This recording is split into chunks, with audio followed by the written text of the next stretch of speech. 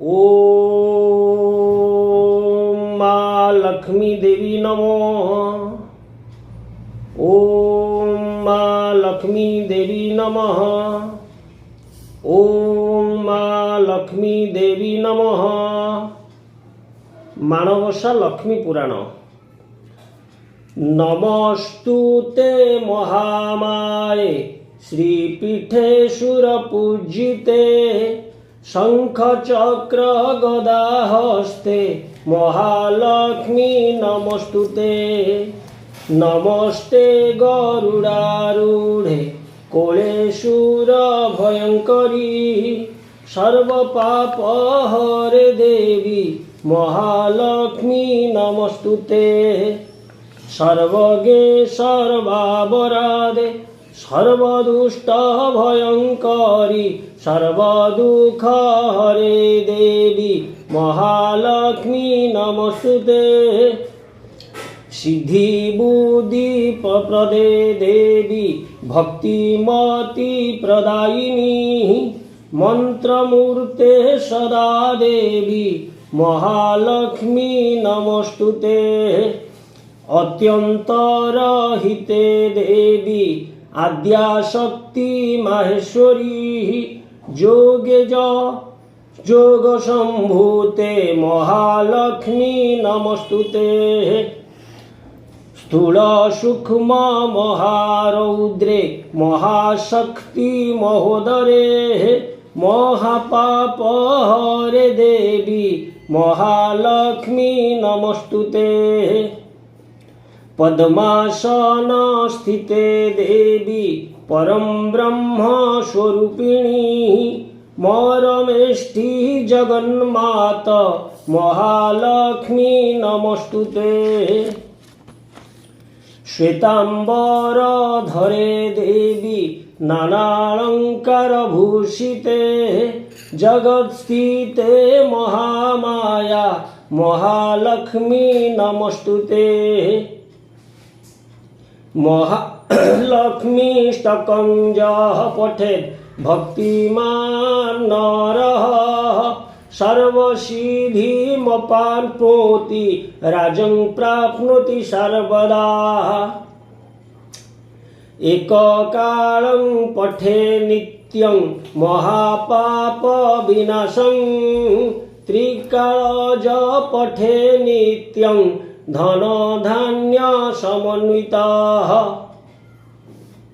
त्रिकालं ज पठे नित्यं महाशत्रुं विनाशकः महालक्ष्मी भवेत् नित्यं प्रसन्ना वरदा शुभ।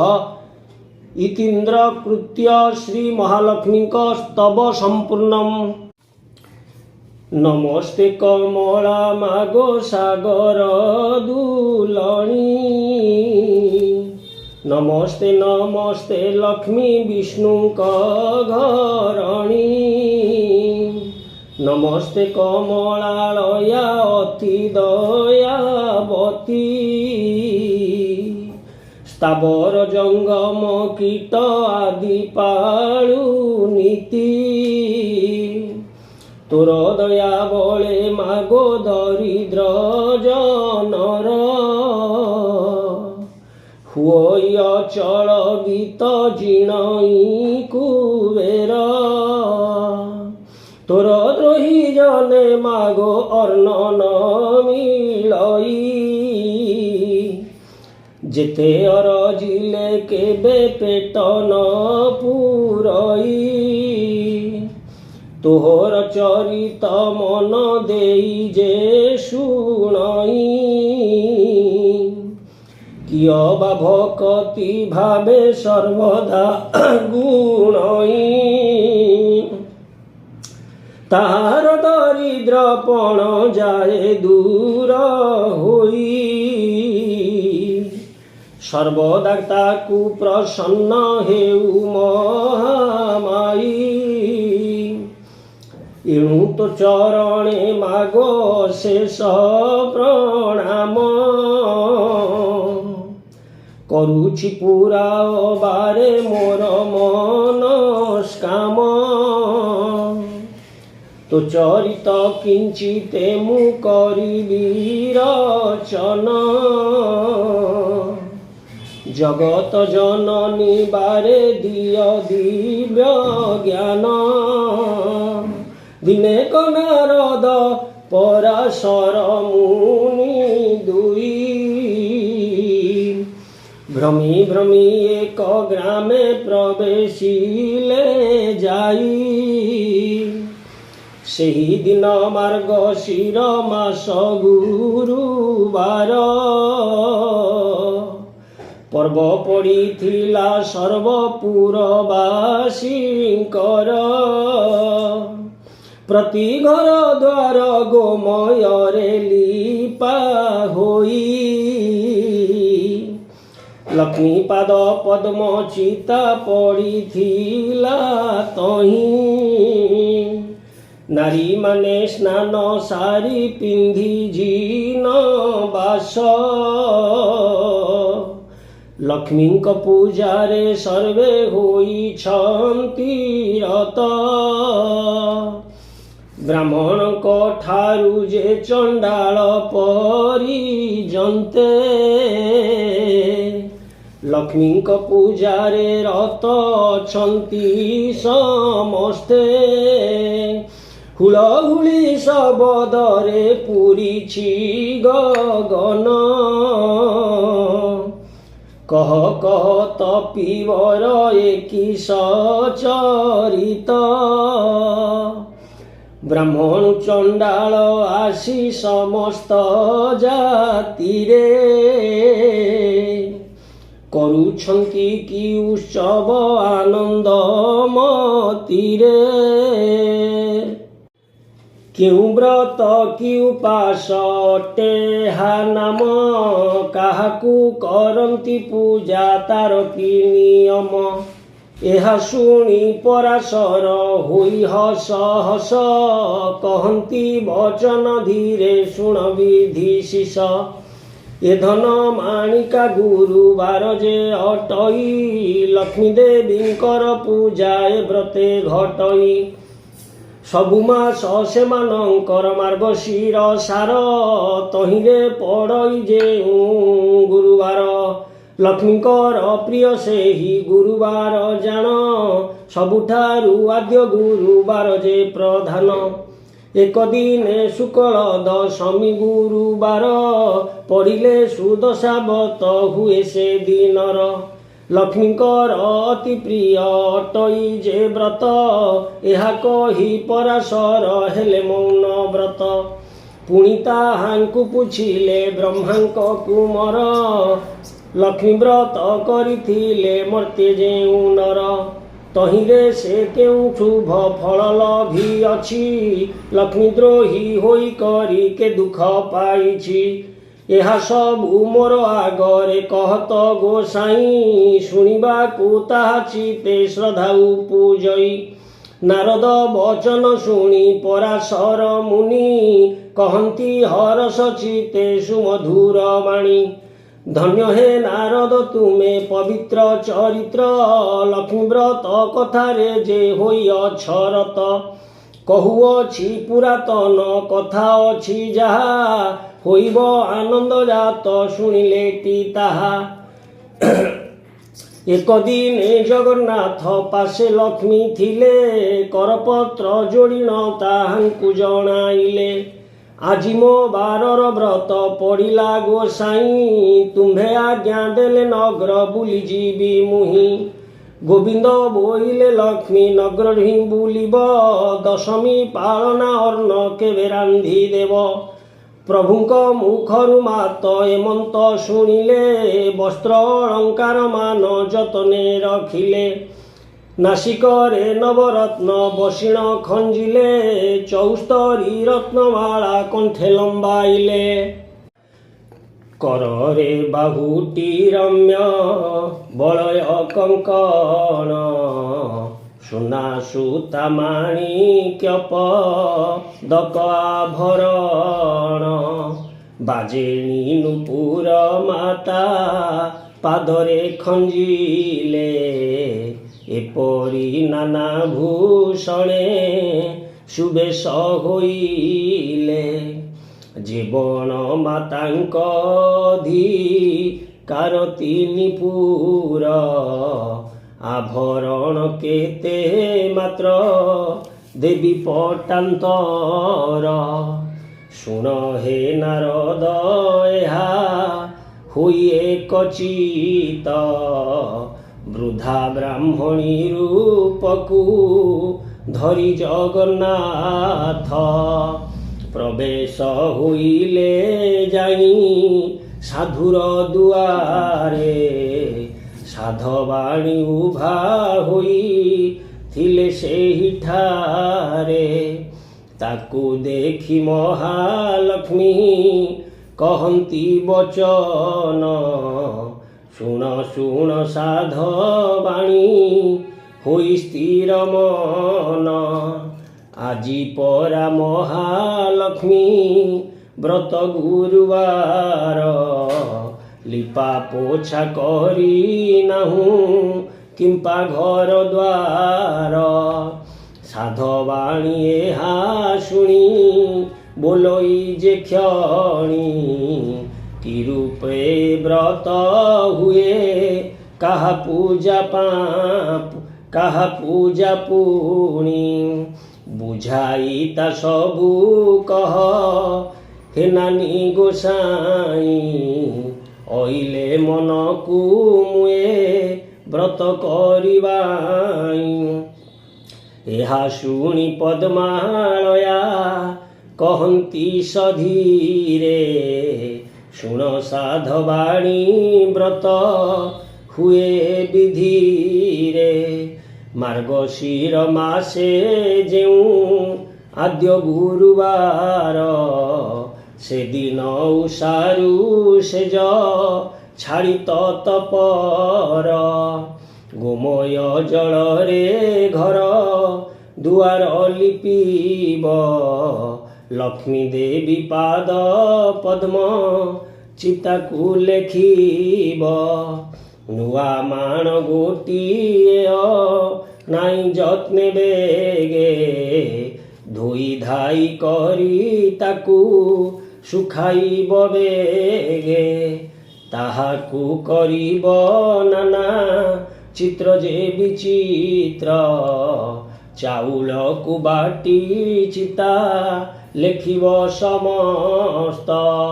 ତହିଁ ସ୍ନାନ କରି ଆସି ହୋଇ ରୁଚିମନ୍ତ, ଚଉକି ବା ଖଟୁଲିଏ ଆଣିବ ତ୍ୱରିତ।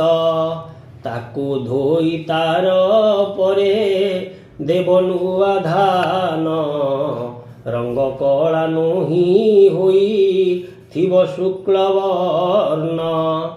ତହୁଁ କିଛି କୁଢ଼ାଇ ଯେ ନୂଆ ମାଣରେ, ଧାନ ମାଣ ଯେ ପୁରାଇ ରଖିବ ତାପରେ।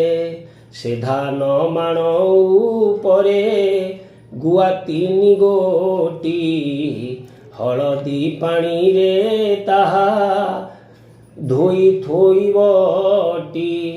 ଶୁକଳ ଧାନର ଶିଖା ରଖି ବେଣ୍ଟି କରି, ମାଣ ଉପରେ ତାହାକୁ ଥୋଇବ ବିଚାରି। ଚୂଳ ଆଖୁ ମୂଳା କଦଳୀରେ ସଜାଇବ, ପଟାଦି ରଙ୍ଗ ବସନ ପୁଷ୍ପେ ମଣ୍ଡାଇବ। ତହୁଁ ଆବାହନ ମହାଲକ୍ଷ୍ମୀଙ୍କୁ କରିବ, ଗନ୍ଧ ପୁଷ୍ପ ଧୂପ ଦୀପ ଆଦି ସମର୍ପିବ। ପ୍ରଥମରେ ବାଳ ଧୂପ, ତାପରେ ଶଙ୍କୁଡ଼ି, ଏପରି କରିବ 3 ଧୂପକୁ ସଜାଡ଼ି। ମହାଲକ୍ଷ୍ମୀଙ୍କର ଆଉ ଏକ ବ୍ରତ ଅଛି, ସୁଦଶା ବୋଲି ତା ନାମ ଲୋକେ ପ୍ରକଟିଛି। ଶୁକ୍ଳ ଦଶମୀ ହେଲେ ଗୁରୁବାର ଦିନ ହୁଅଇ ସୁଦଶା ବ୍ରତ ଶୁଣ ଦେଇ ମନ। ସେହି ଦିନ ଉଷାରୁ ଯେ ଉଠି ତତ୍ପର। ଝୋଟି ଆତି ଚିତା ଦେବ ପୂର୍ବ ପରକାର। ସ୍ନାନ ସାରି ଗୃହେ ପଦ୍ମମଣ୍ଡଳ ଲେଖିବ। ତହିଁ ପରେ ଧୋଇ ଏକ ଖଟୁଲି ରଖିବ। ତହିଁ ପରେ ଲକ୍ଷ୍ମୀ ପୂଜା ଗୁଆକୁ ଥୋଇବ। ପଞ୍ଚାମୃତ ଶୁଦ୍ଧ ଜଳେ ସ୍ନାନ କରାଇବ। ଦଶଖିଅ ସୂତାରେ ଯେ ବ୍ରତେକ କରିବ। ଲକ୍ଷ୍ମୀଙ୍କ ନାମରେ 10 ଗୋଟି ଗଣ୍ଠି ଦେବ। 10 କେରା ଦୁବରେ ଯେ ବ୍ରତ ଗୁଡ଼ାଇବ। 10 କେରା ଦୁବରେ ଯେ ବ୍ରତ ଗୁଡ଼ାଇବ। ମହାଲକ୍ଷ୍ମୀ ଗୁଆ ପାକେ ତାହାକୁ ଥୋଇବ। କରୁଥିଲେ ପୂର୍ବରୁ ସେ ବ୍ରତ ପୁରାତନ। ବ୍ରତ ଡୋର ଆଣି ତହିଁ ଥୋଇବ ବହନ। ପ୍ରଥମରେ ବାଳ ଧୂପ ନୈବେଦ୍ୟ କରି। ତାପରେ ଯା ଭୋଗ ଦେବ ଶୁଣ ହେତୁ କରି। ଅରୁଆ ଚାଉଳ 1 ମାଣ ତିନ୍ତାଇବ। ତାକୁ କୁଟି ଚୂନା କରି ଯତନେ ରଖିବ। କଦଳୀ ନଡ଼ିଆ ଛେନା ଆଦି 10 ପୁର ଦେଇ 10 ଗୋଟି ମଣ୍ଡା କରିବ ସତ୍ୱର। ମହାଲକ୍ଷ୍ମୀଙ୍କୁ ତା ପୂଜା କରି ଭକ୍ତି ଚିତେ। ସେ ପ୍ରସାଦ ଖାଇ ଦିନ ବଞ୍ଚିବ ଯେ ସୁସ୍ଥେ। ମହାଲକ୍ଷ୍ମୀ ପ୍ରସାଦ ଯେ ପରକୁ ନ ଦେବ। ବିଭା ହୋଇଥିବା ଝିଅ ସୁଧା ନ ଖାଇବ। ଯେଉଁତାରେ କଥା ଏକ ମନ ଦେଇ ଶୁଣ। ଗୁରୁବାର ଦିନ ଯେଉଁ କଥା ନିବାରଣ। ସେ କଥା କହୁଛି ଏବେ ସାଧବାଣୀ ଶୁଣ। କେବେ ନ ଭାଜିବ ଖଇ ଗୁରୁବାର ଦିନ। ଯେଉଁ ନାରୀ ଗୁରୁବାର ଦିନରେ ଆମିଷ ଭୁଞ୍ଜଇ ଲୋଭରେ କିବା ପଖାଳେ ଯେ କେଶ। ଭୁଞ୍ଜଇ ଉଚ୍ଛିଷ୍ଟ କିବା ଲଗାଇ ଯେ ତେଲ। ମହାଲକ୍ଷ୍ମୀ ତାର ନିଶ୍ଚେ ଭାଙ୍ଗି ଦିଅନ୍ତି ଗେଲ। ଗୁରୁବାର ଦିନ ନାରୀ ତୁଳାକୁ ଭିଣଇ। ଲାଉରେ ଆମିଷ ଦେଇ ଯେ ଗ୍ରାସ କରଇ। ଖଟର ଛାୟାରେ ଯେହୁ କରଇ ଶୟନ।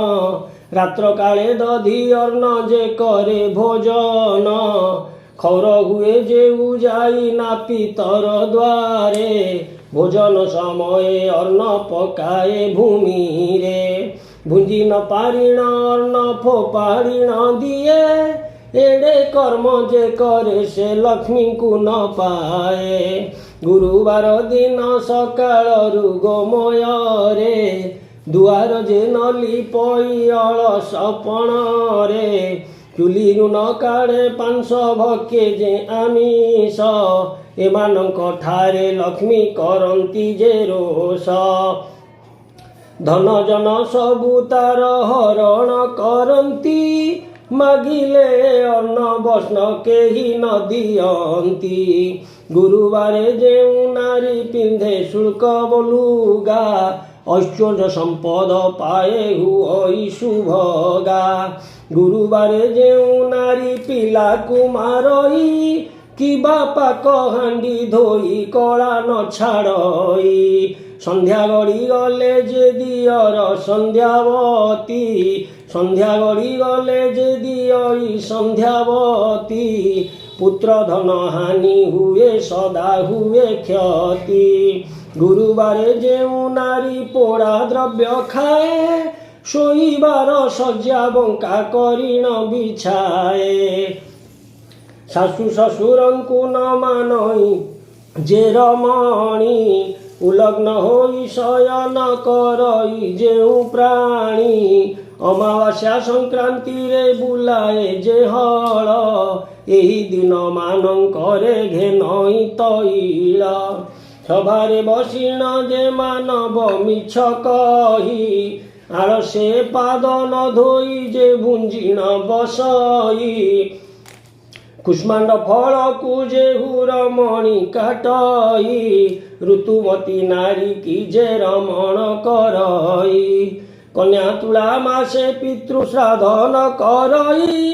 କଥା କହୁ କହୁ ସବୁବେଳେ ଯେ ହସଇ। ଏମନ୍ତ ମନୁଷ୍ୟ ସଦା ବହୁ କଷ୍ଟ ପାଇ, ଆୟ ବୁଦ୍ଧି ନାଶ ଯାଏ ଅନ୍ନ ନ ମିଳଇ। ଗୁରୁବାର ସଂକ୍ରାନ୍ତି ଅମାବାସ୍ୟା ଦିନ, ରଜନୀରେ ସ୍ତ୍ରୀ ପୁରୁଷ କଲେକ ଭୋଜନ। କିବା ଏହି 3 ଦିନ ଯେଉଁ ନାରୀ ମୋହେ, ପୁରୁଷ ସଙ୍ଗରେ ମାତି ଧର୍ମକୁ ନ ଚାହେଁ। ପ୍ରାଣେ ନାଶ ନ କରିଣ ତାକୁ ଦୁଃଖ ଦେଇ, ବୁଲାନ୍ତି ଯେ ଅନ୍ନ ବସ୍ତ୍ର କାହିଁ ନ ମିଳଇ। ଏତିକି ଦିନରେ ଯେହୁ ତିକ୍ତ ଦ୍ରବ୍ୟ ଖାଆନ୍ତି, ଅନ୍ତକାଳେ ଯମ ଦ୍ୱାରେ ବହୁ ଦଣ୍ଡ ପାଆନ୍ତି। ଏହି 3 ଦିନ ଯେ ନାରୀ କରଇ ହବିଷ୍ୟ, ଦୁଃଖୀରଙ୍କି ଦେଖି ଦାନ କରଇ ବିଶେଷ। करे लक्ष्मी व्रत लक्ष्मी बारे उपवास, बढ़िब ताहार धन जन आयु जस। सकाळु से जरू उठी जे मुख न धुए, ता मुख जे जन देखे तार शुभ नुहे। रात्र से बासी से जे करे शयन, ता गृह को लक्ष्मी त्याग करंती बहन। आसन बिना जे भूमि रे बसी थाए, किबा जे कुमारी संगतरे काम मोहे। दक्षिण पश्चिम मुखे जे भुंजी बसई, एमानक पाशु लक्ष्मी जानती दूर होई। संध्यारे कुंडाई केश बांधे जेउ नारी, केबे न देखंती लक्ष्मी ताहार जे शिरी। भोजन करी जे मुख शोधन न करे, भोजन करई जेहु अंधकार घरे। स्नान परे हुई जे तैल मरदन, करे जेहु नख मुने भूमि विदारण। पिंधिथिबा लुगा शेषे जे बिंची हुई, एमानंक बदनंकु लक्ष्मी न चाहई। जेउ नारी निज पति ठारे रोष बहे, स्वामी जहा बोले ताहा न करे केबे हे। पर पुरुष रे जेहु होई थाए रत, परिष्कृत नोहि हुए जे नारी कुश्चित। एमंत नारी क मुख लक्ष्मी न देखंती, कांगालिनी परिवार द्वारे से बुलांती। कलही अलसी अति अप्रिया साहसी, देव विप्र अतिथिरे नुहई विश्वासी। एही परि जेउ नारी थिले से गृह श्मशान, लक्ष्मी से स्थान को सदा करंती वर्जन। जेउ नारी भक्ति चिते स्वामी को न सेबे, जन्मे जन्मे स्वामी दुखे दुखी हुए भावे। जेउ नारी स्वामी की देवता सम मणि, सेवा करी तो सुताए तार मत चिन्ही। निज अंग परिष्कार करी शुचि हुए, सान बड़ समस्तंकु समभावे चाहे। परसिवा बेले पक्षपात जे न करे, स्वामी पुत्र समस्तंकु बांटे समान रे। पतिर आज्ञा को केभे न पकाए तले, स्वामी दुखे दुखी सुखे सुखी होई छले। एमंत नारीर गृह लक्ष्मी न छाड़ती, तार दुख नयन रे केबे न देखंती। ए मर्त्य मंडले सेही नारी सुख पाए, पति पुत्र कन्या होई सूर्ययुक्त हुए। अंतकाले वैकुंठे लक्ष्मी को संगरे, अनुक्षणे मजी रहे प्रमोद रंगरे। सधवा नारीर पति बिना नाही गति, तप जप देव पूजा ताहार नीति। पति सेवा छाड़ी वृथा व्रत जे करई, जन्म जन्मांतरे बाल्य विधवा हुई। जेउ नारी आनंदरे अतिथि सेवई, पुण्यवती होई ताकू पुराण रे कही। एमंत प्रकार जेउ नारी बा पुरुष, आपणार कुल धर्म न छाड़ती लेश। सदा बेले करंती उत्तम आचरण, श्रीलक्ष्मी ताहांक पादे मिलंती तत्क्षण। ପତି ସେବା ବିନା ନାହିଁ ନାରୀଙ୍କର ଗତି। ପତି ପ୍ରାଣା ନାରୀ କରେ ଦେବଲୋକ ଗତି। ନାରୀଙ୍କର ଲକ୍ଷ୍ମୀ ବ୍ରତ ପତି ସେବା ବିନା। ଅନ୍ୟ ଦେବ ପୂଜା ତୀର୍ଥ ଯାତ୍ରା ବିଡ଼ମ୍ବନା। ପତି ସେବା ବର ଜିଜେ ମାତି ଗରବରେ। ଗୁରୁବାରେ ଲକ୍ଷ୍ମୀ ବ୍ରତ ସେହୁ ଯଦି କରେ। ତାହାର ନୁହଁଇ ଭଲ ଜନମେ ଜନମେ। ଦୁଃଖ ଶୋକ ରୋଗ ଭୋଗ ସଂସାରେ ସେ ଭ୍ରମେ। ଏମନ୍ତ ତିଆରି ସାଧ ବାଣିକି କହିଲେ। ଆଜିଠାରୁ ଲକ୍ଷ୍ମୀ ବ୍ରତ କରଜା ବୋଇଲେ। ନକଲେ ସର୍ବସମ୍ପଦ ତୋର କ୍ଷୟ ଯିବ। ଅନ୍ନ ବସ୍ତ୍ର ଅଭାବରେ ଦୁଃଖ ଭୋଗ ହେବ। ଶୁଣଃ ନାରଦ ଠାକୁରାଣୀ ଏହା କହି। ସେଠାବରୁ କେତେ ଦୂର ପଥ ଗଲେ ବାହି। ଘରେ ଘରେ ପୁରେ ପରେ ଲକ୍ଷ୍ମୀ ବିଜେ କଲେ। କାହାରି ଦୁଆରେ ସେହି ସୂଚି ନ ଦେଖିଲେ। କେବଳ ଯୁବତୀ ନିଦେ ହୋଇ ଅଚେତନ। କାହାର ଫିଟି ଯାଇଛି ପିନ୍ଧିବା ବସନ। କାହାର ଶିରରେ କେଶ ମୁକୁଳିତ ହୋଇ। ଭୂମି ପରେ ପଡ଼ି ଅଛି କେରି କେରି ହୋଇ। ଏହି ରୂପେ ମହାଲକ୍ଷ୍ମୀ ଦେଖି କରି ଗଲେ। ଚଣ୍ଡାଳ ସାହିରେ ଯାଇ ପ୍ରବେଶ ହୋଇଲେ। ଶ୍ରିୟା ଚଣ୍ଡାଳୁଣୀ ନଗ୍ର ବାହାରେ ତା ଘର। ତାହାର ମହିମା ଯେ ଦେବଙ୍କୁ ଅଗୋଚର। ପ୍ରତିଦିନ ଖର କଇ ଗୁଣ୍ଡିଚା ନଗର। ବିଷ୍ଣୁ ଭକତିରେ ସେ ଯେ ଅତି ତତ୍ପର। ରାତ୍ରି ବେନି ଘଡ଼ି ଥାଇ ଚଣ୍ଡାଳୁଣୀ ଗଲା। ଏକ ବର୍ଣ୍ଣ ଗାଈର ଯେ ଗୋବର ଆଣିଲା। ଉତ୍ତମ କରିଣ ଘର ଦ୍ୱାରକୁ ଲିପିଲା। ଛଡ଼ା ପାଣି ମୁନ୍ଦାଏ ଦୁଆରେ ପକାଇଲା। ଅରୁଆ ଚାଉଳ ବାଟି ଘରେ ଝୋଟି ଦେଲା। 16 କୋଠି କରି ଦିବ୍ୟ ପଦ୍ମେକ କାଟିଲା।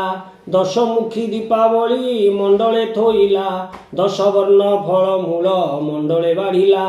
ସୂତା 10 ଖିଅ ନେଇ ମଣ୍ଡଳେ ଥୋଇଲା। ମନର ଚଞ୍ଚଳେ ପୁଣି ବେଗେ ଚଳିଗଲା। ଅରୁଆ ଚାଉଳ ଆଉ ଦୁବ 10 କେରା। ତାହା ନେଇ ଚଣ୍ଡାଳୁଣୀ ମଣ୍ଡଳେ ଥୋଇଲା। ଧୂପ ଦୀପ ନୈବେଦ୍ୟ ଗନ୍ଧ ପୁଷ୍ପ ଦେଲା। ଲକ୍ଷ୍ମୀ ନାରାୟଣ ବୋଲି ସୁମରଣା କଲା। ନମସ୍ତେ ନମସ୍ତେ ମାଗ ହରିଙ୍କ ଘରଣୀ। ମୁହିଁ ଛାରହୀନ ଜାତି ନ ଜାଣଇ ପୁଣି। ଚଣ୍ଡାଳ ସାହିରେ ଘର ପୁଣି ଚଣ୍ଡାଳୁଣୀ। କିଞ୍ଚିତ ଭକତି ମୋର ଘେନ କମଳିନୀ। ଦାଣ୍ଡେ ଦାଣ୍ଡେ ଯାଉଥିଲେ ବିଷ୍ଣୁ ପାଟରାଣୀ। ସହି ନ ପାରିଲେ ଚଣ୍ଡାଳୁଣୀର ଦଇନୀ। ପଦ୍ମ ଫୁଲ ଦେଖି ତାଙ୍କ ଚଳିଲା ଶରଧା। 2 ପାଦ ଦେଇ ମାତା ପଦ୍ମ ହେଲେ ଉଭା। ଚଣ୍ଡାଳୁଣୀ ଘର ଗୋଟି ପାଇଲା କ ଶୋଭା। ଲକ୍ଷ୍ମୀ ବିଜେ କରିଛନ୍ତି କି ଉପମା ଦେବା। ବୋଇଲେ ଲୋ ଚଣ୍ଡାଳୁଣୀ ମାଗି ଘେନ ବର। ପ୍ରସନ୍ନ ହୋଇଲି ଦୁଃଖ ନାଶିବ ତୋହର। ଚଣ୍ଡାଳୁଣୀ କହୁଅଛି ଶିରେ କର ଦେଇ। କି ବର ମାଗିବି ମାଗୋ ଜାଣି ନ ଜାଣ ମାଗି ନ ଜାଣଇ। ଗୋଗୋଷ୍ଠକୁ ଦେବ ମୋର ଲକ୍ଷ୍ମୀ ପଦ୍ମ ଗାଇ। କୁବେର ସମାନ ଧନ ଦେବୁ ମାତ ତୁହି। କୋଳକୁ ନନ୍ଦନ ଯେ ହସ୍ତକୁ ସୁନା ବାହି। 4 ଯୁଗେ ବସିବି ଅମର ବର ପାଇ। ଲକ୍ଷ୍ମୀ ଶୁଣି ବୋଇଲେ ତୁ ହୋଇଲୁ କି ବାଇ। ଏ ସମସ୍ତ ବର ତୋତେ ଦେଇ ତ ପାରଇ। ଅମର ବର ଦେବାକୁ ଶକ୍ତି ମୋର ନାହିଁ। ଏହି ବର ମାଗିଲୁ ତୁ କେମନ୍ତ। ଏହି ବର ମାଗିଲୁ ତୁ କେମନ୍ତ ପ୍ରକାର। ଯେତେ ଦିନ ଜିଇଥିବୁ ଐଶ୍ୱର୍ଯ୍ୟ ଭୁଞ୍ଜିବୁ। ଅନ୍ତକାଳେ ଯାଇ ବିଷ୍ଣୁ ପଞ୍ଜରେ ପଶିବୁ। ମୋହର ଏହି ବ୍ରତ କରୁଥିବୁ ସବୁଦିନ। ଲକ୍ଷ୍ମୀ ନାରାୟଣ ପାଦେ ଥିବ ତୋର ମନ। ଶୁଣ ହେ ନାରଦ ଏଣେ ହରି ବଳରାମ। ମୃଗୟା ବିନୋଦେ ଯାଇଥିଲେ ଘୋର ବନ। ଯୋଗ ବେଳେ ବଳରାମ ଏକଥା ଜାଣିଲେ। ଡାକି ହରି ଶ୍ରୀ ହରିଙ୍କୁ ଏମନ୍ତ କହିଲେ। ଦେଖ ଦେଖ କହ୍ନାଇ ତ ଭାରି ଯାଚର। ଉଭା ହୋଇ ଅଛଇ ଯେ ଚଣ୍ଡାଳୁଣୀ ଘର। ହାଡ଼ି ଘରେ ଥିବ ଲକ୍ଷ୍ମୀ ପାଣ ଘରେ ଥିବ। ସ୍ନାନ ନ କରିଣ ବଡ଼ ଦେଉଳେ ପଶିବ। ଏହି ରୂପେ ସବୁଦିନେ ଦେଉଳେ ପଶୁଛି। 2 ଗୋଟି ଭାଇଙ୍କୁ ବିଟାଳ କରାଉଛି। ଦରିଦ୍ର ଭଞ୍ଜନୀ ନାମ ଯେଣୁ ଅଛି ବହି। ଦରିଦ୍ର ମାନଙ୍କ କଷ୍ଟ ନ ପାରଇ ସହି। ସୁଦଶା ନାମରେ ଏକ ବ୍ରତ ଯେ ତାହାର, ଏହି ବ୍ରତେ ଚଣ୍ଡାଳୁଣୀ ପୂଜଇ ପୟର। ଭାରିଜାରେ କାର୍ଯ୍ୟ ଯେବେ ଅଛିରେ କହ୍ନାଇ, ଚଣ୍ଡାଳ ସାହିରେ ନଗ୍ର ତୋଳ ବେଗେ ଯାଇ। ଆମ୍ଭ ବାକ୍ୟ ମାନି ତାକୁ ଦିଅ ଘଉଡ଼ାଇ, ଏପରି ଘରଣୀ ଥିଲେ ଭଲ ଗତି ନାହିଁ। ଗୋବିନ୍ଦ ବୋଇଲେ ଭାଇ ଘଉଡ଼ାଇ ଦେବା, ଲକ୍ଷ୍ମୀ ପରା ଭାରିଜାକୁ ଆଉ ନ ପାଇବା। ସେ ଯେବେ ଦୋଷ କରିଛି ଏମନ୍ତ କରିବା, ସ୍ୱର୍ଗପୁର ଲୋକଙ୍କୁ ଡକାଇ ଆଣିବା। 5 ଲକ୍ଷ ଟଙ୍କା ଦେଇ ଜାତି କରାଇବା, ଆଉ ବେଳେ ତାର ଯଦି ଅନୀତି ଦେଖିବା। ଦେଉଳ ଭିତରୁ ତାକୁ ଦେବା ଘଉଡ଼ାଇ, ଏକଥା ପ୍ରମାଣ ତୁମ୍ଭେ ଶୁଣ ଜ୍ୟେଷ୍ଠ ଭାଇ। ନ ଜାଣି ଯେ ଦୋଷ କଲେ ସିନ୍ଧୁ କ୍ଷମା ଜେମା, ନ ଜାଣି ଯେ ଦୋଷ କଲେ ସିନ୍ଧୁରାଜ ଜେମା। ବାରେ ମାତ୍ର ଭାଇ ତାଙ୍କ ଦୋଷ କର କ୍ଷମା। ବଳରାମ ବୋଲୁଛନ୍ତି ଶୁଣ ଭାବଗ୍ରାହୀ, ତୋର ଲକ୍ଷ୍ମୀ ଥିଲେ ମୁହିଁ ରହିବଇ ନାହିଁ। ଭାରିଜା ଅଟଇ ସିନା ପାଦର ପାଣ୍ଡୋଇ, ଭାଇ ଥିଲେ କୋଟି ଭାର୍ଯ୍ୟା ମିଳି ଯେ ପାରଇ। ଭାର୍ଯ୍ୟା ଠାରେ ଲୋଭ ଯେତେ ଅଛିରେ କହ୍ନାଇ, ଚଣ୍ଡାଳ ସାହିରେ ତୁ ନର ତୋଳ ଯାଇ। ମୋର ବଡ଼ ଦେଉଳକୁ ଆଉ ନ ଆସିବୁ, ମାଇପକୁ ଘେନି ଦାଣ୍ଡ ବାହାରେ ରହିବୁ। ଧିକାର ବଚନ ପ୍ରଭୁ ସହି ନ ପାରିଲେ, ଛାଡ଼ିଲି ବୋଲିଣ ରଙ୍ଗ ଅଧର କହିଲେ। ଦେଉଳର ସିଂହଦ୍ୱାର ପ୍ରବେଶ ହୋଇଲେ, ଊର୍ଦ୍ଧ୍ୱମୁଖ ହୋଇ ପ୍ରଭୁ ନିଶ୍ୱାସ ଛାଡ଼ିଲେ। ଶୁଣ ହେ ନାରଦ ତେଣେ ଶ୍ରିୟା ଚଣ୍ଡାଳୁଣୀ, ପୂଜା କରୁଥିଲା ଲକ୍ଷ୍ମୀଙ୍କର ପାଦବେନି। ତାହାର ପୂଜାରେ ଦେବୀ ସନ୍ତୁଷ୍ଟ ହୋଇଲେ, ଯାଚିଣ ଅନେକ ବର ପ୍ରଦାନ ଯେ କଲେ। କୁଟୀର ଖଣ୍ଡିକ ଥିଲା ବଲୁରୀର ବାସ, ଲକ୍ଷ୍ମୀ ଦୟା କଲେ ତାକୁ ଚନ୍ଦନ ଉଆସ। ଯେଉଁ ଚଣ୍ଡାଳୁଣୀ ଘରେ ନଥିଲା କର୍ଣ୍ଣ, ଚାରି କୋଣେ ଦେଲେ ତାକୁ ସୁଧ ଯେ ସୁବର୍ଣ୍ଣ। ଯେଉଁ ଚଣ୍ଡାଳୁଣୀ ଘରେ ନଥିଲା ଯେ ପୁତ୍ର, ଲକ୍ଷ୍ମୀ ଦୟା କଲେ ତାର ହେଲା 5 ସୁତ। ଧନପୁତ୍ରବତୀ ହୁଅ ବୋଲିଣ ବୋଇଲେ, ବର ଦେଇ ସେଠା ବରୁ ବିଜେ କରିଗଲେ। ଲକ୍ଷ୍ମୀ ହେତୁ ଚଣ୍ଡାଳୁଣୀ ହେଲା ଭାଗ୍ୟବତୀ, ଏବେ ଶୁଣ ହେ ନାରଦ ପୂର୍ବ ଭାରତୀ। ସିଂହଦ୍ୱାରେ ବିଜୟ ଲକ୍ଷ୍ମୀ ଯେ ମହାମାଇ, ଦେଖିଲେ ଦୁଆରେ ବସିଛନ୍ତି ବେନି ଭାଇ। ବୋଇଲେ ଯେ ବାଟ ଛାଡ଼ ଭିତରକୁ ଯିବି, ଦଶମୀ ଯୋଗାଡ଼ ମୁହିଁ ମଣ ହିଁ ରାନ୍ଧିବି। ଗୋବିନ୍ଦ ବୋଇଲେ ଲକ୍ଷ୍ମୀ ହୋଇଲ କି ବାଇ, ଚଣ୍ଡାଳ ସାହିକି ଯାଇଥିଲୁ କାହିଁ ପାଇଁ। ଆମ୍ଭେ ନ ଦେଖୁଣୁ ଯେ ଦେଖିଲେ ବଡ଼ ଭାଇ, ଆମ୍ଭେ ଦେଖୁଥିଲେ ସିନା ହୁଅନ୍ତୁ ଘୋଡ଼ାଇ। ଯାଅ ଲକ୍ଷ୍ମୀ ତୁମ୍ଭଠାରେ ଆଉ କାର୍ଯ୍ୟ ନାହିଁ, ଧିକାର ବହୁତ ମୋତେ କଲେ ବଡ଼ ଭାଇ। ହାଡ଼ି ଘରେ ଥିବ ଲକ୍ଷ୍ମୀ ପାଣ ଘରେ ଥିବ, ସ୍ନାନ ନ କରି ପଶୁଛି ଦେଉଳ ଭିତରେ। ହାଡ଼ି ଘରେ ଥିବ ଲକ୍ଷ୍ମୀ ଥିବ ପାଣ ଘରେ, ସ୍ନାନ ନ କରି ପଶୁଛି ଦେଉଳ ଭିତରେ।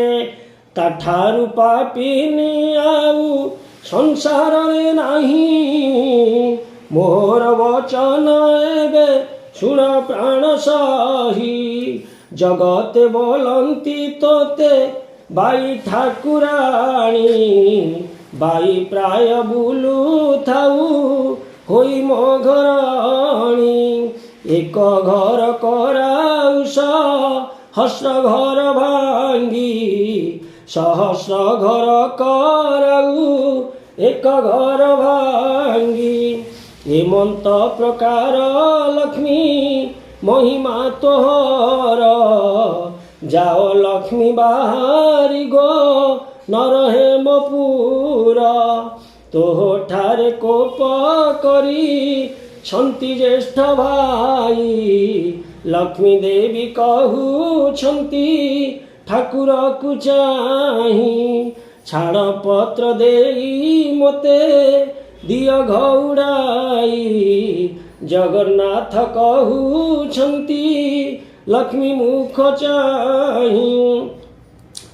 ଆମ୍ଭ ଜାତିରେ ତ ଛାଡ଼ ପତ୍ର ଚଳେ ନାହିଁ, ଛାଡ଼ିବା ଭାରିଜା ମୁଖ ଚାହିଁ ନ ଯୋଗାଇ। ଲକ୍ଷ୍ମୀ ଦେବୀ କହୁଛନ୍ତି ଠାକୁରକୁ ଚାହିଁ, ଯେତେବେଳେ ସାଗର ଥିଲେ ଦେବ ପାଇ। ଯେତେବେଳେ ସାଗର ମନ ଥିଲେ ଦେବ ଯାଇ। ବେଦ ମନ୍ତ୍ରାଦି ସହିତେ ମୋତେ ପାଇଥିଲେ। ସେତେବେଳ କଥା ତୁମେ ପାଶୋରି ଯେ ଦେଲ। ମୋର ପିତା ବରୁଣ ଯେ ତୁମ୍ଭଙ୍କୁ ବରିଲେ। କନକ ବେଦୀରେ ନେଇ ବିଭା କରାଇଲେ। ଝିଅ ଦେଇ ଶରଣ ପଶିଲେ ତୁମ୍ଭ ଠାଇଁ। ଦଶ ଦୋଷ ମୋର କ୍ଷମା କରିବାର ପାଇଁ। 10 ଗୋଟି ଦୋଷରୁ ଗୋଟିଏ ନ ସହିଲ। ପ୍ରଥମରେ ଚଣ୍ଡାଳୁଣୀ ବୋଲି ଗାଳି ଦେଲ। ବିଭାବାସୀ ଦିନ ଜୁଆ ଖେଳିବାର ବେଳେ। 7 କଡ଼ି କଉଡ଼ି ଯେ ପାତିଲଇଁ ତଳେ। ତୁମ୍ଭେ ଢାଳି ଦିଅ ନାଥ ମୋହର ହସ୍ତରେ। ସୁବର୍ଣ୍ଣ କଉଡ଼ି ମୁହିଁ ଯାକ ଲଇଁ କରେ। ଛଡ଼ାଇ ନ ପାରି ତୁମେ ବ୍ରହ୍ମାଣ୍ଡ ଠାକୁର। ମୋତେ ବୋଇଲା ଯାଇଛା ମାଗି ଘେନିବର। ଯାହା ମନ ବାଞ୍ଛା କରିବୁ ବର ଦେହି। ଯାହା ମନ ବାଞ୍ଛା କରିବୁ ବୈଦେହି। ତାହା ମୁଁ ଅବଶ୍ୟ ଦେବି ଶୁଣ ପ୍ରାଣ ସହି। କରପତ୍ର ଯୋଡ଼ିଣ ମୁଁ ବୋଇଲି ଉତ୍ତର। ସାବଧାନ ହୋଇ ଶୁଣ ବ୍ରହ୍ମାଣ୍ଡ ଠାକୁର। 8 ଦିନେ ପଡ଼ିବ ମୋ ଗୁରୁବାର। ପଡ଼ିଚର ଚିବି ମୁହିଁ ସଭିଙ୍କର ଘର। ପଡ଼ିଚର ଚିବି କିଟୁ ବ୍ରହ୍ମ ପରିଜନ୍ତେ। ଏହି ଦୋଷ ମୋର ପ୍ରଭୁ ନ ଧରି ବଚିତେ। ହେଉ ବୋଲି ଶ୍ରୀମୁଖରେ ଆଜ୍ଞା ଅଛ ଦେଇ। ଏବେ କିମ୍ପା ସତ୍ୟ ଭଗ୍ନ ହେଉଛ ଗୋସାଇଁ। ଜଗନ୍ନାଥ କହୁଛନ୍ତି କୋପ ଭର ହୋଇ। ବାପ ତୋଲଣିଆ ଗରଜି ମରୁଥାଇ। ଝିଅ ଟେରି ତୋ ଦୁର୍ଗୁଣ କହିଲେ ନ ସରେ। ବାପର ଗର୍ଜନ ଶବ୍ଦେ କିଏ ରହିପାରେ। ଚାରି ପାଖେ ମେଘ ନଦ ପାଚେରୀ ତୋଳାଇ। ବଡ଼ ଦେଉଳରେ ରହି ଅଛୁ ଦୁଇ ଭାଇ। ମହାଲକ୍ଷ୍ମୀ ବୋଲୁଛନ୍ତି ଠାକୁରକୁ ଚାହିଁ। ଅଛବର ଘରେ ଦଣ୍ଡେ ଥିଲି ଉଭା ହୋଇ।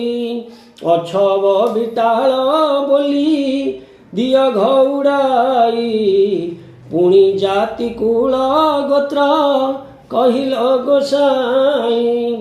ପ୍ରଭୁ ହେତୁ ସବୁ ଯାଉ ଅଛି ଗୋପ୍ୟ ହୋଇ। ତୁମ ଜାତି କୁଳର ତ ଠିକଣା ନଥାଇ। ତୁମ୍ଭ ଜାତି କୁଳ ଯେଦ କହିଲେ ନ ସରଇ। ଗଉଡ଼ ଘରେ ରହିଲ ଦୁଇ ଗୋଟି ଭାଇ। ନିମା ନାମେ ଶିପୁଟି ଯା ନିମା ନାମେ ଶିପୁଟି ଯେ ଜାତିରେ ଗୋଲକ। ତାହା ଘରେ ଜଗନ୍ନାଥ କଲ ଅନ୍ନଭକ୍ଷ। ଦୂତ ପଣେ ଯାଇଥିଲା ହସ୍ତିନା ଭୁବନ। ବିଦୁର ଘରେ ଯେ ପୁଣି କରିଲ ଭୋଜନ। ଯାରା ନାମେ ଶବର ଯେ ଅରଣ୍ୟ। ଯାରା ନାମେ ଶବର ଯେ ଅରଣ୍ୟର ଘର। ଯେ ତୁମ୍ଭଙ୍କୁ ପୂଜିଲା ରସ 10 ବାର। ଅରଣ୍ୟର ଫଳମୂଳ ଖୋଜିଣ ଆଣଇ ବସିଣ ପ୍ରଥମେ ଭଲ ମନ୍ଦ ସେ ଖାଇ ପିତା କଷା ସବୁ ପ୍ରଭୁ ଆଡ଼ କରିଦେଇ ଯେ ଫଳ ସୁଆଦ ତାହା ତୁମ୍ଭଙ୍କୁ ଭୁଞ୍ଜାଇ ଶବର ବିଟାଳ ତୁମ୍ଭେ ବେନି ଗୋଟି ଭାଇ ଏକଥା କି ତୁମ୍ଭ ମନୁ ଗଲା ଭୁଲି ହୋଇ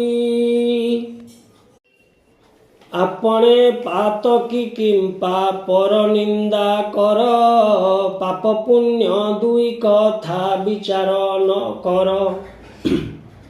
भारी जा जे दोष कले पतिता सहई एक पराधे प्रभु भृते की तेजई किंपा न करी गोसाई एमंत विचार जाओ जाओ बोलु अछ मोते बारंबार जगन्नाथ कौअछि एमंत करिबा माणे माणे पड़ी तोते नित्य हेउथिबा भाईଙ୍କୁ बुझाई पछे तुम्भଙ୍କୁ आनिबु भाईଙ୍କ आज्ञा अवज्ञा केबे न करिबु लक्ष्मी देवी कहती पड़िले कार्य नाही लक्ष्मी देवी कहती पड़िले कार्य नाही अनाथ अरक्ष प्राय जाऊअछि मुहि रांडिय लक्षणी झिय मुहि जे नुहई पितर घर को मुझे बाहरी जीवई तुम्भ अलंकार मान प्रभु काढ़ी निय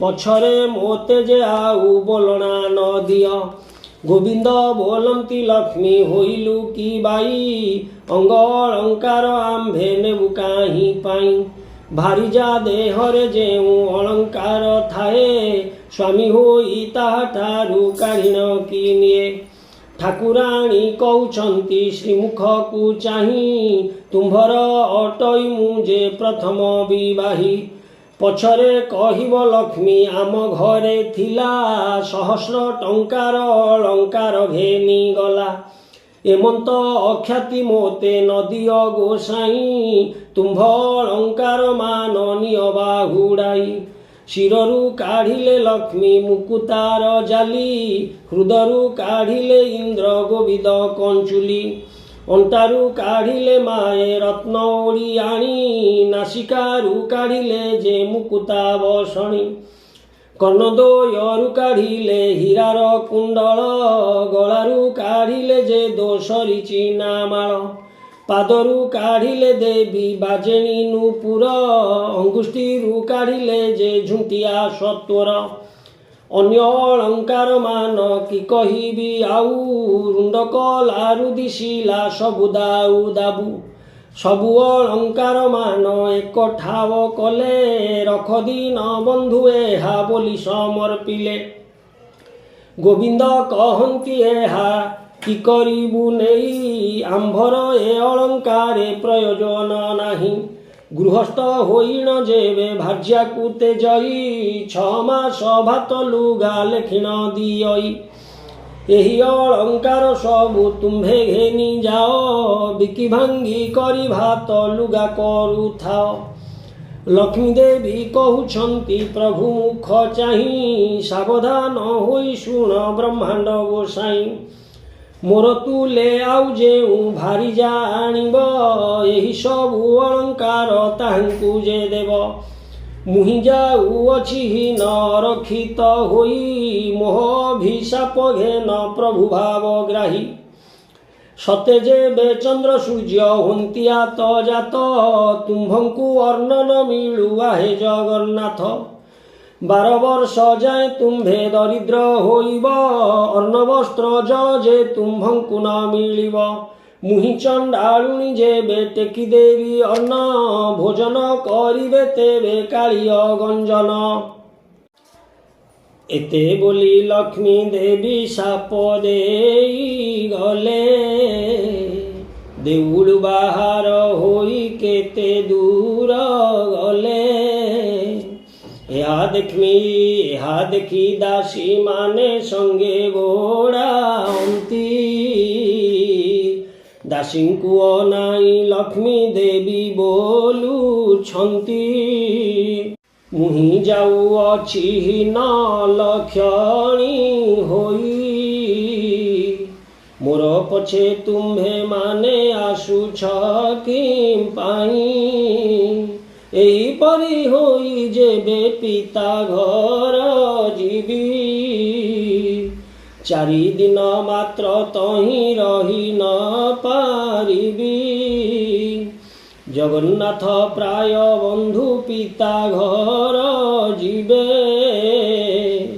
ତାଙ୍କୁ ଦେଖି ପିତା ମୋତେ ସମର୍ପଣ ଦେବେ। ସାପ ଦେବା ଫଳ ମୋ ହୋଇବ କାରଣ, ଦରିଦ୍ର ନୋହିବେ ପ୍ରଭୁ ଦେବ ଭଗବାନ। ଏତେ ବୋଲି ଲକ୍ଷ୍ମୀ ଦେବୀ ମନେ ଚିନ୍ତା କଲେ, ବିଶ୍ୱକର୍ମାକୁ ଯେ ମାଏ ମନେ ସୁମରିଲେ। ବୈକୁଣ୍ଠପୁରରେ ବିଶ୍ୱକର୍ମା ରହିଥିଲା, ସ୍ମରଣ ମାତ୍ରକେ ଲକ୍ଷ୍ମୀ ଛାମୁରେ ମିଳିଲା। କିସ ଆଜ୍ଞା ହେଉ ମୋତେ ଲକ୍ଷ୍ମୀ ମହାମାଇ, ଶୁଣି ଆଜ୍ଞା ଦେଲେ ବିଶ୍ୱକର୍ମାକୁ ଯେ ଚାହିଁ। ଚଣ୍ଡାଳୁଣୀ ଅପବାଦେ ପ୍ରଭୁ ଦେଲେ ଘଉଡ଼ାଇ, ପାରିବୁ କି ଖଣ୍ଡିଏ କୁଡ଼ିଆ ତୋଳି ଦେଇ। ଆଜ୍ଞା ମାତ୍ରେ ବିଶ୍ୱକର୍ମା ବେଗେ ଚଳିଗଲେ, 3 କୋଶ ପ୍ରମାଣେ ଉଆସ ତୋଳାଇଲେ। ସୁବର୍ଣ୍ଣର କାନ୍ଥ ମାନ ସବୁ ଘରେ କଲେ, ହୀରା ନୀଳା ମାଣିକ୍ୟାଦି ତହିଁ ଖଞ୍ଜାଇଲେ। ଗଣ୍ଠିସ୍ଥଳେ ଅନେକ ମୁକୁତା ଲଗାଇଲେ, ପ୍ରବାଳର ସ୍ତମ୍ଭ ମାନ ତହିଁରେ ରଚିଲେ। ପୁର ଦେଖି କମଳିନୀ ସନ୍ତୁଷ୍ଟ ହୋଇଲେ, ବିଶ୍ୱକର୍ମାକୁ ବହୁତ ପ୍ରଶଂସା ଯେ କଲେ। ବୈକୁଣ୍ଠପୁରକୁ ବିଶ୍ୱକର୍ମା ଚଳିଗଲେ, ଅଷ୍ଟବେତାଳକୁ ଡାକି ଦେବୀ ଆଜ୍ଞା ଦେଲେ। ଅଷ୍ଟବେତାଳରେ ତୁମ୍ଭେ ମନ୍ତ କରିବ, ପ୍ରଥମେ ରୋଷାଇ ଶାଳେ ଯାଇଣ ପଶିବ। 60 ପଉଟି ଭୋଗ ଭୁଞ୍ଜିବ ଯେ ତହିଁ, 13 ପଉଟି ବ୍ୟଞ୍ଜନ ଖାଇବ ହର୍ଷ ହୋଇ। ଶାଗ ମୁଗ ମଧୁ ରୁଚି ତିକ୍ତ କାଞ୍ଜିରାଇ, ଆମ୍ବିଳ ଖାଇବ ଖଣ୍ଡା ସାକର ମିଶାଇ। ଅମୃତମଣ ହିମାନ ଭୋଜନ କରିବ, ହାଣ୍ଡି ମାନ ନେଇ ଏକଠା ବେକ ଚାରିବ। ତହୁଁ ଯାଇଣ ଭଣ୍ଡାର ମଧ୍ୟରେ ପଶିବ, 52 କୋଟି ଭଣ୍ଡାର ବୋହିଣ ଆଣିବ। କାଣି କଉଡ଼ି କଡ଼ା କର ଦ୍ରବ୍ୟ ନ ରଖିବ, ସବୁ ବୋହି ଆଣି ମୋର ପାଶେ ସମର୍ପିବ। ବେତାଳ ବୋଇଲେ ମହାଲକ୍ଷ୍ମୀ ମୁଖ ଚାହିଁ, କେମନ୍ତ କରିଣ ତହୁଁ ଆଣିବୁ ବୁହାଇ। ଜଗନ୍ନାଥ ମହାପ୍ରଭୁ ତହିଁ ଚେଇଁଥିବେ, ଆମ୍ଭକୁ ଦେଖିଣ କାଳେ କିଏ ପରାଭତ ଦେବେ। ଶୁଣି କମଳିନୀ ନିଦ୍ରା ବତିଙ୍କିରାଇଲେ, ବହନ ମୋ ବୋଲ କର ବୋଲିଣ ବୋଇଲେ। ରାମକୃଷ୍ଣ ନୟନରେ ନିଦ୍ରା ଯେ ଘାରିବୁ, କାଲି ବେଳ 2 ଘଡ଼ି ଯାଏ ନ ଛାଡ଼ିବୁ। ଆଜ୍ଞା ପାଇ ନିଦ୍ରାବତୀ ଶୀଘ୍ର ଚଳିଗଲେ, ରାମକୃଷ୍ଣ ନୟନରେ ନିଦ୍ରା ଯେ ଘାରିଲେ। ପାକଶାଳାରେ ବେତାଳ ପ୍ରବେଶ ହୋଇଲେ, ତହିଁ ଥିବା ପାକ ଦ୍ରବ୍ୟ ସମସ୍ତ ଖାଇଲେ।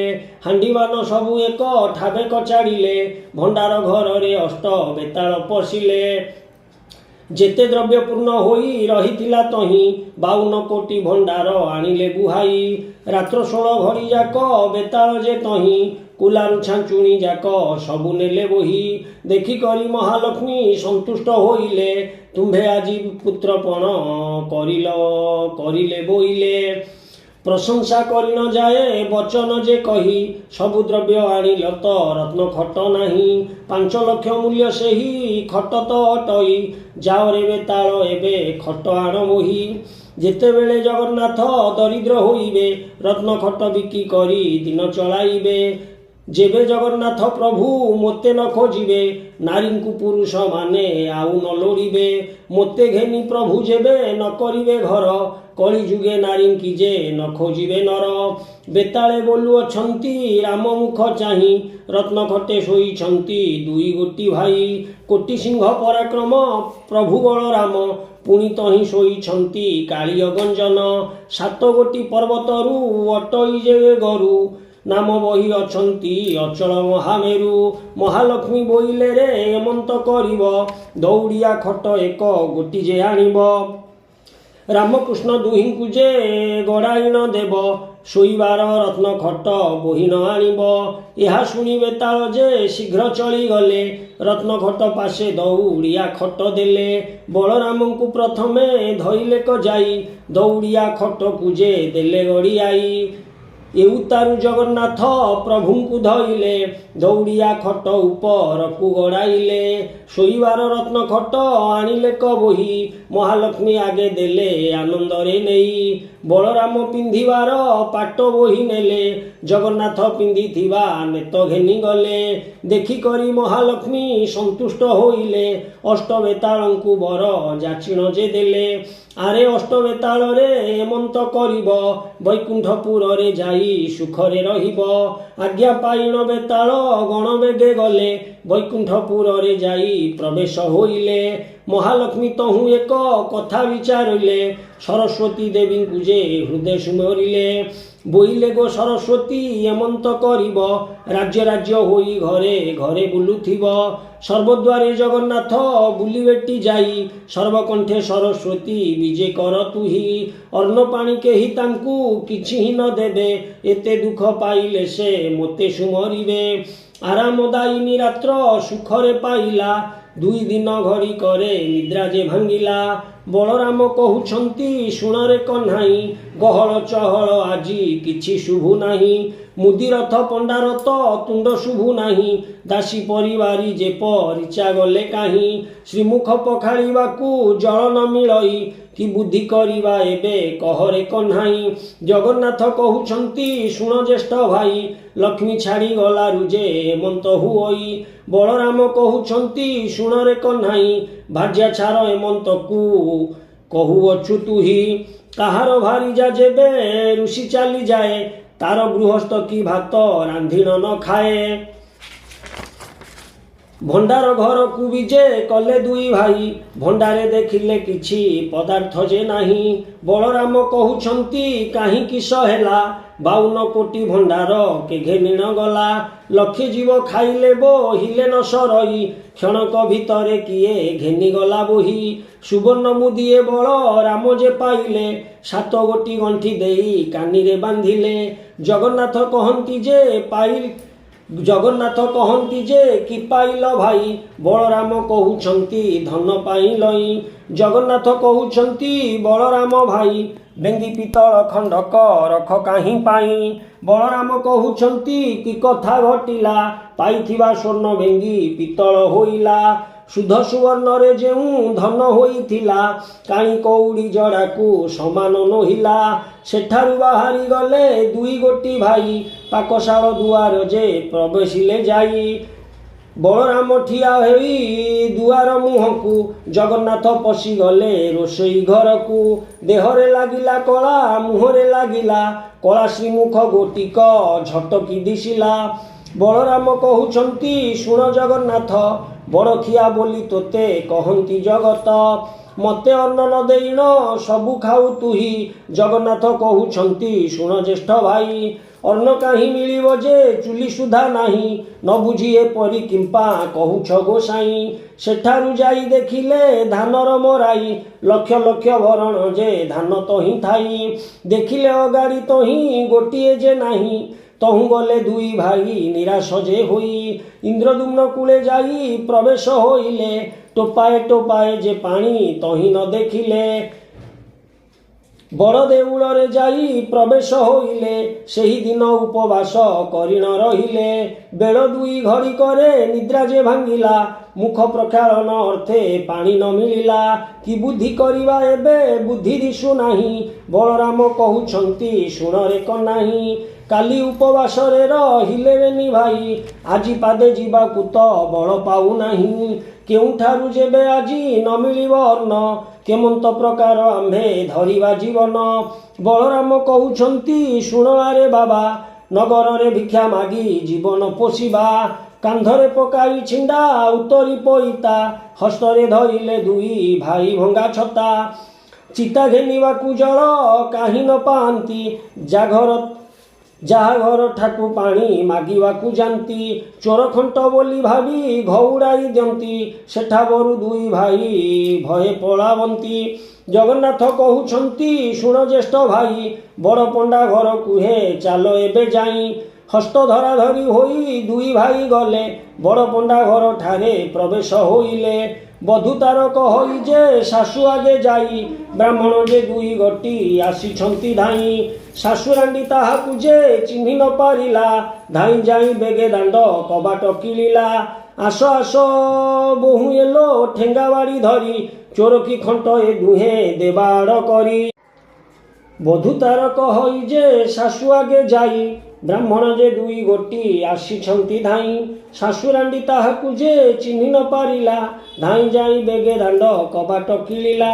ଆସ ଆସ ବୋହୂ ଏଲୋ ଠେଙ୍ଗା ବାଡ଼ି ଧରି, ଚୋରକି ଖଣ୍ଟ ଏ ଦୁହେଁ ଦେବା ଆଡ଼ କରି। ଏହା ଶୁଣି ଦୁଇ ଭାଇ ତହୁଁ ପଳାଇଲେ, ସାମବେଦ ଯଜୁର୍ବେଦ ଦୂରେ ଉଚ୍ଚାରିଲେ। ଶୁଣି ଶୁଷ୍କ ତରୁଗଣ ପଲ୍ଲବୀ ଉଠିଲେ, ଭିକ୍ଷୁକ ବ୍ରାହ୍ମଣ ବୋଲି ବ୍ରାହ୍ମଣୀ ଚିହ୍ନିଲେ। ଦୁଇ ଭାଇଙ୍କୁ ସେ ଡାକି ତହିଁ ବସାଇଲା, ଖୁଦ ମଳୁଖ ମିଶାଇ ସତ୍ୱର ରାନ୍ଧିଲା। ଅଫିଟା କଦଳୀ ମଞ୍ଜ ଦୁଇ ଖଣ୍ଡ ଆଣି, ବେନି ଭାଇ ପକାଇଣ ଛିଞ୍ଚିଲେ ପାଣି। କଂସା ଘେନି ବ୍ରାହ୍ମଣୀ ଯେ ଅନ୍ନ ଆଣିଗଲା, ଅନ୍ନ କି ବାଢ଼ିବ ତାର ହାଣ୍ଡି ଉଭା ହେଲା। ଲକ୍ଷ୍ମୀ ଦହି ପୁରୁଷ ଏ ବୋଲି ନ ଜାଣିଲା, ପାକଶାଳାରୁ ଲେଉଟି ପାଶରେ ମିଳିଲା। ଦୁଇ ଗୋଟି ଭାଇଙ୍କର ହସ୍ତକୁ ଧଇଲା, କଟୁ କଥା କହି ତାଙ୍କୁ ଦାଣ୍ଡରେ ଛାଡ଼ିଲା। ତହୁଁ ଦୁଇ ଜଣ ଯେ ନିରାଶ ହୋଇଗଲେ, କବିର ସାହିରେ ଯାଇ ପ୍ରବେଶ ହୋଇଲେ। କ୍ଷୁଧାର୍ତ ବ୍ରାହ୍ମଣ ବୋଲି କବିର ଜାଣିଲେ, ଖଇ ଚାରି ପାଞ୍ଚ ମାଣ ଆଣି ବେଗେ ଦେଲେ। ଅନ୍ତର୍ଗତେ ଜାଣିଲେ ଯେ ଦେବୀ କମଳିନୀ, ପବନକୁ ଡାକି ଆଜ୍ଞା ଦେଲେ ସେହି କ୍ଷଣି। ଆରେ ପବନ ଆରେ ତୁ ବେଗେ ଚଳି ଯିବୁ, ଖଇ ଚାରି ପାଞ୍ଚ ମାଣ ଉଡ଼ାଇଣ ନେବୁ। ଆଜ୍ଞା ପାଇ ପବନ ଯେ ବେଗେ ଚଳିଗଲା, ପ୍ରଭୁଙ୍କ ଆଗରୁ ଖଇ ଉଡ଼ାଇଣ ନେଲା। ବଳରାମ କହୁଛନ୍ତି ଶୁଣାରେ କହ୍ନାଇ, ପ୍ରାଣ ଗଲା ବେଳେ ଜାତି କୂଳ ଲୋଡୁ କାହିଁ। ପଦ୍ମ ପୋଖରୀରୁ ଚାଲ ଯିବା ବେନି ଭାଇ, ପଦ୍ମ ପୋଖରୀକୁ ଚାଲ ଯିବା ବେନି ଭାଇ। ପଦ୍ମମୂଳ ଖାଇ ପ୍ରାଣ ବଞ୍ଚାଇବା ତହିଁ, ଫଳ ପୁଷ୍ପ କରି ତହୁଁ ଗୁଡ଼ାଏ ଆଣିବା। ଅଧିକ ମିଳିଲେ କିଛି ସଞ୍ଚିଣ ରଖିବା। ଏମନ୍ତ ବିଚାର କରି ଦୁଇ ଭାଇ ଗଲେ, ପଦ୍ମ ପୁଷ୍କରିଣୀରେ ଯେ ପ୍ରବେଶ ହୋଇଲେ। ପଦ୍ମ ପୋଖରୀରେ 7 ତାଳ ପାଣି ଥିଲା, ଲକ୍ଷ୍ମୀ ଆଜ୍ଞା ମାତ୍ରେ ସବୁ ପଙ୍କ ହୋଇଗଲା। ଜଗନ୍ନାଥ କହୁଛନ୍ତି କି ବୁଦ୍ଧି କରିବା, ଜଳ ନାହିଁ ଫଳ ଏଠି କାହୁଁ ବା ପାଇବା। ଏହା କହି ଦୁଇ ଜଣ ତହୁଁ ଚଳିଗଲେ, ଯାଉ ଯାଉ ବାଟେ ଏକ ଯୋଗୀକି ଭେଟିଲେ। ଜଗନ୍ନାଥ କହୁଛନ୍ତି ଶୁଣ ଆହେ ନାଥ, ତୁମ୍ଭର ଥାଳରୁ ଯେ ଆମ୍ଭଙ୍କୁ ଦିଅ ଭାତ। ସତ୍ୟାନନ୍ଦ ବୋଲି ରାମ କୃଷ୍ଣ ମୁଖ ଚାହିଁ, ଲକ୍ଷ୍ମୀ ଦ୍ରୋହୀ ହୋଇ ଅଛ ତୁମ୍ଭେ ଦୁଇ ଭାଇ। ଦୁଧ ଅନ୍ନରେ ଯେ ମୋର ଥାଳ ପୁରୀ ଥିଲା, ତୁମ୍ଭେ ମାଗନ୍ତେଣ ଅନ୍ନ ଶୂନ୍ୟ ହୋଇଗଲା। ଅନ୍ନ ଜଳ ନ ମିଳିବ ତୁମ୍ଭକୁ ଯେ କାହିଁ, ସମୁଦ୍ର କୂଳକୁ ବେଗେ ଯାଅ ଦୁଇ ଭାଇ। ମୁହିଁ ଯାଇଥିଲି ମୋତେ ଅନ୍ନ ଥିଲେ ଦେଇ, ଖାଇଲେ ବହିଲେ ସେହି ଅନ୍ନ ନ ସରଇ। ଏହି ରୂପେ ସତ୍ୟାନନ୍ଦ ହାଟ କହିଦେଲେ, ଯିବା ବୋଲି ଦୁଇ ଭାଇ କମର ବାନ୍ଧିଲେ। ହଟି କମଳିନୀ ତହୁଁ ବାଟ ଭିଆଇଲେ। ସୂର୍ଯ୍ୟଙ୍କୁ ରାୟଣ ଦେବୀ ବେଗେ ଆଜ୍ଞା ଦେଲେ। ଅତି ଶୀଘ୍ର ଟାଣ ଖରା କର ତୁମ୍ଭେ ଯାଇ। ବାଲି ମାଟି ତାତୁ ବେଗେ ଡହ ଡହ ହୋଇ। ତାତିବ ଖରାରେ ଯେହ୍ନେ ଭାଜିବାର ବାଲି। ପାଦେ ମାତ୍ର କେହି ତହିଁ ନ ପାରିବେ ଚାଲି। ଜଗନ୍ନାଥ କହୁଛନ୍ତି ଶୁଣ ଜ୍ୟେଷ୍ଠ ଭାଇ। ଏତେ ବଡ଼ ଖରାରେ ମୁଁ ଚାଲି ନ ପାରଇ। ବେଗ ବେଗ ହୋଇ ତୁମ୍ଭେ ଯାଉଅଛ ଧାଇଁ। ବୁଦ୍ଧି ଦିଶୁ ନାହିଁ ଏବେ କିସ କରିବଇଁ। ଶୁଣି ନ ଶୁଣିଲା ପରି ବଳଦେବ ଗଲେ। କମଳାଙ୍କ ସିଂହଦ୍ୱାରେ ପ୍ରବେଶ ହୋଇଲେ। ସିଂହଦ୍ୱାରେ ପ୍ରବେଶିଣ ଡାକିଲେ କଜହୁଁ। ଡାକ ଶୁଣି ଦାସୀମାନେ ଅଇଲେ କତହୁଁ। କେଉଁ ଦାସୀ କହୁଅଛି ଶୁଣ ଆଗ ସହି। ଏପରି କାଙ୍ଗାଳ ମୁଁ ଯେ କାହିଁ ଦେଖି ନାହିଁ। ଏହିପରି ମୋଟା ହୋଇ ଗୋଟାଏ ଥିଲା। ଆମ୍ଭ ଠାକୁରାଣୀକୁ ଯେ ଘରୁ ତଡ଼ି ଦେଲା। ଏହି ରୂପେ ଦାସୀମାନେ କୁହାକୁହି ହେଲେ। ବେକରେ ହାତ ଦେଇଣ ଦାଣ୍ଡରେ ଛାଡ଼ିଲେ। ବଳରାମ ପ୍ରଭୁ ତହିଁ ଲେଉଟି ଅଇଲେ। ଜଗନ୍ନାଥ ଠାକୁରଙ୍କୁ ବାଟରେ ଦେଖିଲେ। ବଳରାମ କହୁଛନ୍ତି ଶୁଣରେ କହ୍ନାଇ। ଦାସୀମାନେ ଆସି ମୋତେ ଦେଲେ ଘଉଡ଼ାଇ। ଜଗନ୍ନାଥ କହୁଛନ୍ତି କି ବୁଦ୍ଧି କରିବା। କେମନ୍ତ ପ୍ରକାରେ ଆମ୍ଭେ ଜୀବନ ଧରିବା। ଆଉ ଥରେ ଚାଲବେନି ଭାଇ ଫେରି ଯିବା। ବିନୟ କରିଣ ଅର୍ଣ୍ଣ ଦାସୀଙ୍କୁ ମାଗିବା। ବଳରାମ କହୁଛନ୍ତି ପଛେ ଆମ୍ଭେ ଥିବୁ। ଆଗରେ ଥାଇଣ ଅର୍ଣ୍ଣ ତୁହିଁ ଯେ ମାଗିବୁ। ଏତେ କହି ସିଂହଦ୍ୱାରେ ପ୍ରଭୁ ବିଜେ କଲେ। ମନ୍ଦିରର ଶୋଭା ଦେଖି ଆଶ୍ଚର୍ଯ୍ୟ ହୋଇଲେ। ବଳରାମ କହିଲେ ହେ ଶୁଣରେ କହ୍ନାଇ। ପଞ୍ଚମ ସ୍ୱରରେ ଆଗ ବେଦ ପଢ଼ ତୁହି। ଜଗନ୍ନାଥ ପ୍ରଭୁ ଯହୁଁ ଏମନ୍ତ ଶୁଣିଲେ। ଓଙ୍କାର ଶବଦ କରି ବେଦ ଧ୍ୱନି କଲେ। ଋକ୍ ସାମ ଯଦୁ ଅଥର୍ବ ଯେ ଚାରି ବେଦ। ବ୍ରହ୍ମାଣ୍ଡ ପୁରୀ ଉଠିଲା ଗହ ଗହ ନାଦ। ପଲଙ୍କ ଉପରେ ଯେ କମଳା ଶୋଇଥିଲେ। ନିସ୍ତରିଲି ନିସ୍ତରିଲି ବୋଲି ନ ବୋଇଲେ। କୋଟି କୋଟି ଜନ୍ମର ପାତକ ହେଲା କ୍ଷୟ। ମୋର ଘରେ ବିଜେ କଲେ ପ୍ରଭୁ ଦେବରାୟ।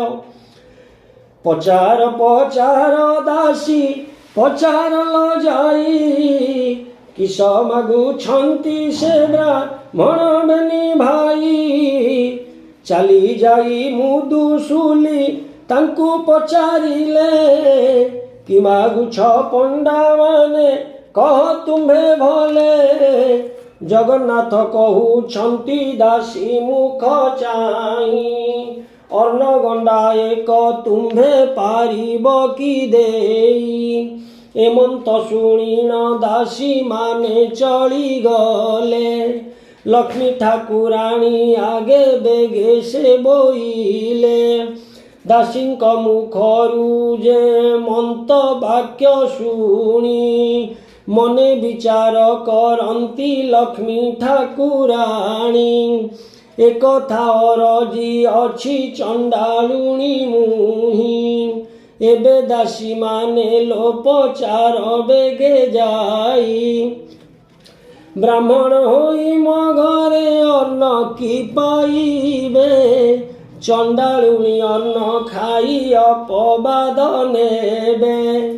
ଏ ମୋହର ଦ୍ରବ୍ୟ ତାଙ୍କୁ ଛୁଇଁ ନ ଗୋସାଇଁ। ଏ ମୋହର ଦ୍ରବ୍ୟ ତାକୁ ଛୁଇଁ ନ ଯୋଗାଇ। ଜାଣୁ ଜାଣୁ ମୁଁ କେମନ୍ତେ ପ୍ରକାରେ ଦେବଇଁ। ଠାକୁରାଣୀ ସମୀପରୁ ଦାସୀମାନେ ଗଲେ।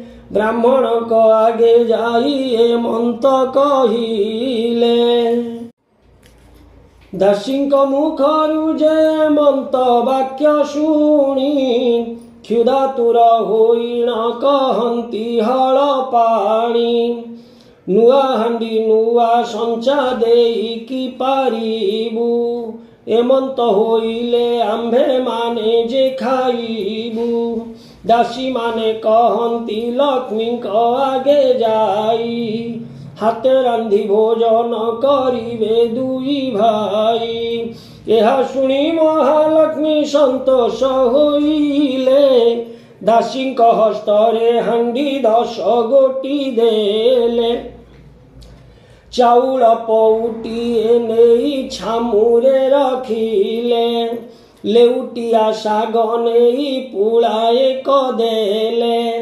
ଆଳୁ ସାରୁ କଦଳୀ ଯେ ବଡ଼ି ବାଇଗଣ, ଦୁଧ ଦହି ଛେନା ଯେ ଶର୍କରା ଦେଲେ ପୁଣ।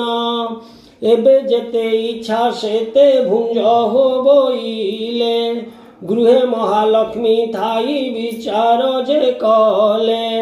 ରାନ୍ଧଣା ଭୁଞ୍ଜିବେ ଯଦି ହାତେ ଦୁଇ ଭାଇ, ନାରୀଙ୍କୁ ପୁରୁଷ ଆଉ ଲୋଡ଼ିବେ କିମ୍ପାଇଁ। ମହାଲକ୍ଷ୍ମୀ କାଠ ଖଣ୍ଡେ ହସ୍ତରେ ଧଇଲେ, ଅଗ୍ନିର ସ୍ତମ୍ଭନ ମନ୍ତ୍ର ଦେବୀ ପାଠ କଲେ। କଦ୍ୟାପି ଅଗ୍ନି ଦେବତା ତେଜ ନ ହୋଇବ, ହାଣ୍ଡି ନ ତାତିବ ଆଉ ପାଣି ନ ତାତିବ। ଯେତେ କାଠ ଜଳୁଥିବ ଭସ୍ମ ହୋଇଯିବ, କୁହୁଳି କରିଣ ତହୁଁ ଧୂଆଁ ହେଉଥିବ। ଏମନ୍ତ ବୋଲିଣ କମଳା ଯେ ଆଜ୍ଞା ଦେଲେ, ସେହି ପ୍ରକାରେଣ ଅଗ୍ନି ଦେବତା ଯେ କଲେ। ସବୁ କାଠ ଯାକ ତହିଁ ଅଙ୍ଗାର ହୋଇଲା, ତେବେ ସୁଦ୍ଧା ଯେ କିଞ୍ଚିତେ ପାଣି ନ ତାତିଲା। ହଟି କମଳିନୀ ହଟ ଭିଆଇଲେ ଯେଣୁ, ହାଣ୍ଡି ତଳେ କଳା ଟିକେ ନ ପଡ଼ିଲା ତେଣୁ। ସୁଗନ୍ଧ ତୈଳ ଦେବୀ ଦେଲେ ପଠିଆଇ, ଦାସୀ ମାନେ କହୁଛନ୍ତି ବ୍ରାହ୍ମଣକୁ ଚାହିଁ। ପାକ ସିଦ୍ଧି ହେଲା କି ନହିଲା ହେ ଗୋସାଇଁ, ତୈଳ ଲଗାଇ ସ୍ନାନ କର ବେଗେ ଯାଇ। ଜଗନ୍ନାଥ କହୁଛନ୍ତି ପାଣି ନ ତାତିଲା, କି ପାକ କରିବୁ ବେଳ ଉଛୁର ହୋଇଲା। ବଳରାମ କହୁଛନ୍ତି ଶୁଣରେ କହ୍ନାଇ, ଅର୍ଣ୍ଣ ହୋଇଲା କି ନାହିଁ କହ ବେଗେ ତୁହି। ଜଗନ୍ନାଥ କହୁଛନ୍ତି ଶୁଣ ହେ ଭାଇ, ଅର୍ଣ୍ଣ କି ହୋଇବ ଟିକେ ପାଣି ତାତି ନାହିଁ। ବଳରାମ କହୁଛନ୍ତି ରେ ଅଧୁଆ ମୁହାଁ, ରାନ୍ଧି ନ ଜାଣି ହୋଇଅଛୁ ରାନ୍ଧୁଣିଆ। ତୁହି ଆଡ଼ ହୁଅ ମୁହିଁ ରାନ୍ଧୁଅଛି ଯାଇ, ଅନ୍ନ ରାନ୍ଧିବାକୁ ଗଲେ ବ୍ରହ୍ମାଣ୍ଡ ଗୋସାଇଁ। ଫୁଙ୍କି ଫୁଙ୍କି ବଳରାମ ବିରକ୍ତ ହୋଇଲେ, କାଠ ଖଣ୍ଡେ ଘେନିଣ ଯେ ହାଣ୍ଡି ପିଟି ଦେଲେ। କ୍ଷୁଧାରେ ଦୁଇ ଭାଇ ଆକୁଳ ହୋଇଲେ, କି ବୁଦ୍ଧି କରିବା ଜଗନ୍ନାଥଙ୍କୁ ବୋଇଲେ। ଜଗନ୍ନାଥ ବୋଇଲେ ତ ବୁଦ୍ଧି ଦିଶୁନାହିଁ, କ୍ଷୁଧାରେ ଆତୁର ହେଉଅଛି ମୋର ଦେହି। ବଳରାମ କହୁଛନ୍ତି ଶୁଣ ଜଗନ୍ନାଥ, ଜାତି ପଛେ ଯାଉ ତାର ଘରେ ଖାଉଁ ଭାତ। ଯେବେ ଏହା ଘରୁ ଭାତ ଆମ୍ଭକୁ ନ ଦେବ, ଆମ୍ଭ ଦୁଇ ଭାଇଙ୍କର ମରଣ ହୋଇବ। ଲେଉଟିଣ ଦାସୀ ଯାଇଣ ଲକ୍ଷ୍ମୀଙ୍କୁ କହିଲେ, ବ୍ରାହ୍ମଣ ତ ହାଣ୍ଡି ଭାଙ୍ଗି ଫୋପାଡ଼ାଇ ଦେଲେ। ଏହା ଶୁଣି ମହାଲକ୍ଷ୍ମୀ ମନେ ଚିନ୍ତା କଲେ, କେତେ ଦୁଃଖ ଦିନ ବନ୍ଧୁ ଦୁହେଁ ଯେ ପାଇଲେ। ସୁବର୍ଣ୍ଣର ଚଟୁ ଗୋଟି ହସ୍ତରେ ଧଇଲେ, ରୋଷେଇଶାଳକୁ ଲକ୍ଷ୍ମୀ ନିଜେ ବିଜେ କଲେ। ପ୍ରଥମେ ରାନ୍ଧିଲେ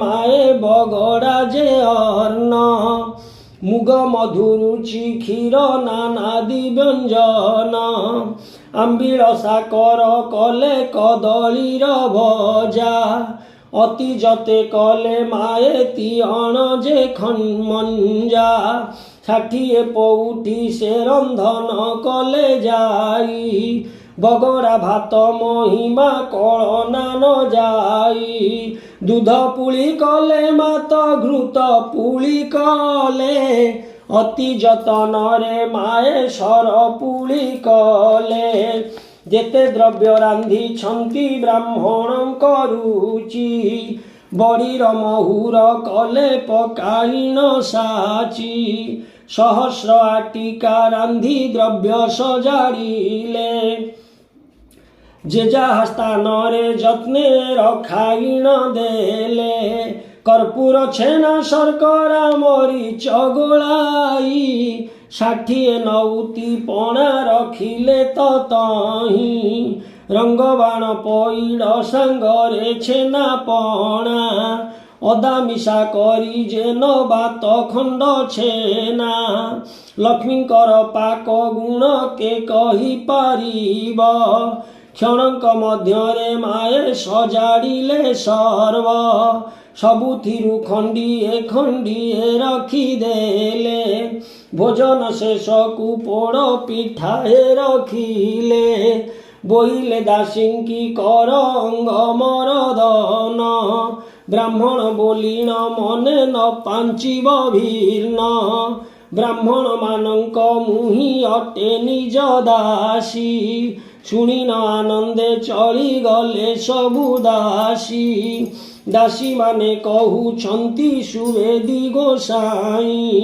ସ୍ନାନ करे ବେଗେ ଅଙ୍ଗ ମରଦନ ହୋଇ ତହୁଁ ସୁବାସ ଜଳରେ ଦୁହେଁ ସ୍ନାନ କଲେ ଅଙ୍ଗ ପୋଛିବାକୁ ଦାସୀ ଗାମୁଛାଏ ଦେଲେ ପିନ୍ଧିବାକୁ ପୀତାମ୍ବର ପାଟ ଆଣିଦେଲେ ସୁବେଶ ହୋଇଣ ଦୁଇ ଭାଇ ଯେ ବସିଲେ ବଳରାମ କହୁଛନ୍ତି ଶୁଣରେ କହ୍ନାଇ ଏମନ୍ତ ପ୍ରକାରେ ମାନ୍ୟ କରେ କିସ ପାଇଁ ଏହା ଘରେ ପୁରୁଷ ତ ଜଣେ ଦିଶୁନାହିଁ ଶୁଳି ଦେବା ପ୍ରାୟ ଏହି ବିଚାର ଦିଶଇ ଚାଲ ଏବେ ପଳାଇନ ଏହିଠାରୁ ଯିବା କ୍ଷଣଙ୍କ ମଧ୍ୟରେ ଆଉ ପ୍ରାଣ ନ ପାଇବା ଜଗନ୍ନାଥ କହୁଛନ୍ତି ଜ୍ୟେଷ୍ଠ ଭାଇ ଶୁଣ ଏ ଘରର କର୍ତ୍ତା ଆଜ ହୋଇବ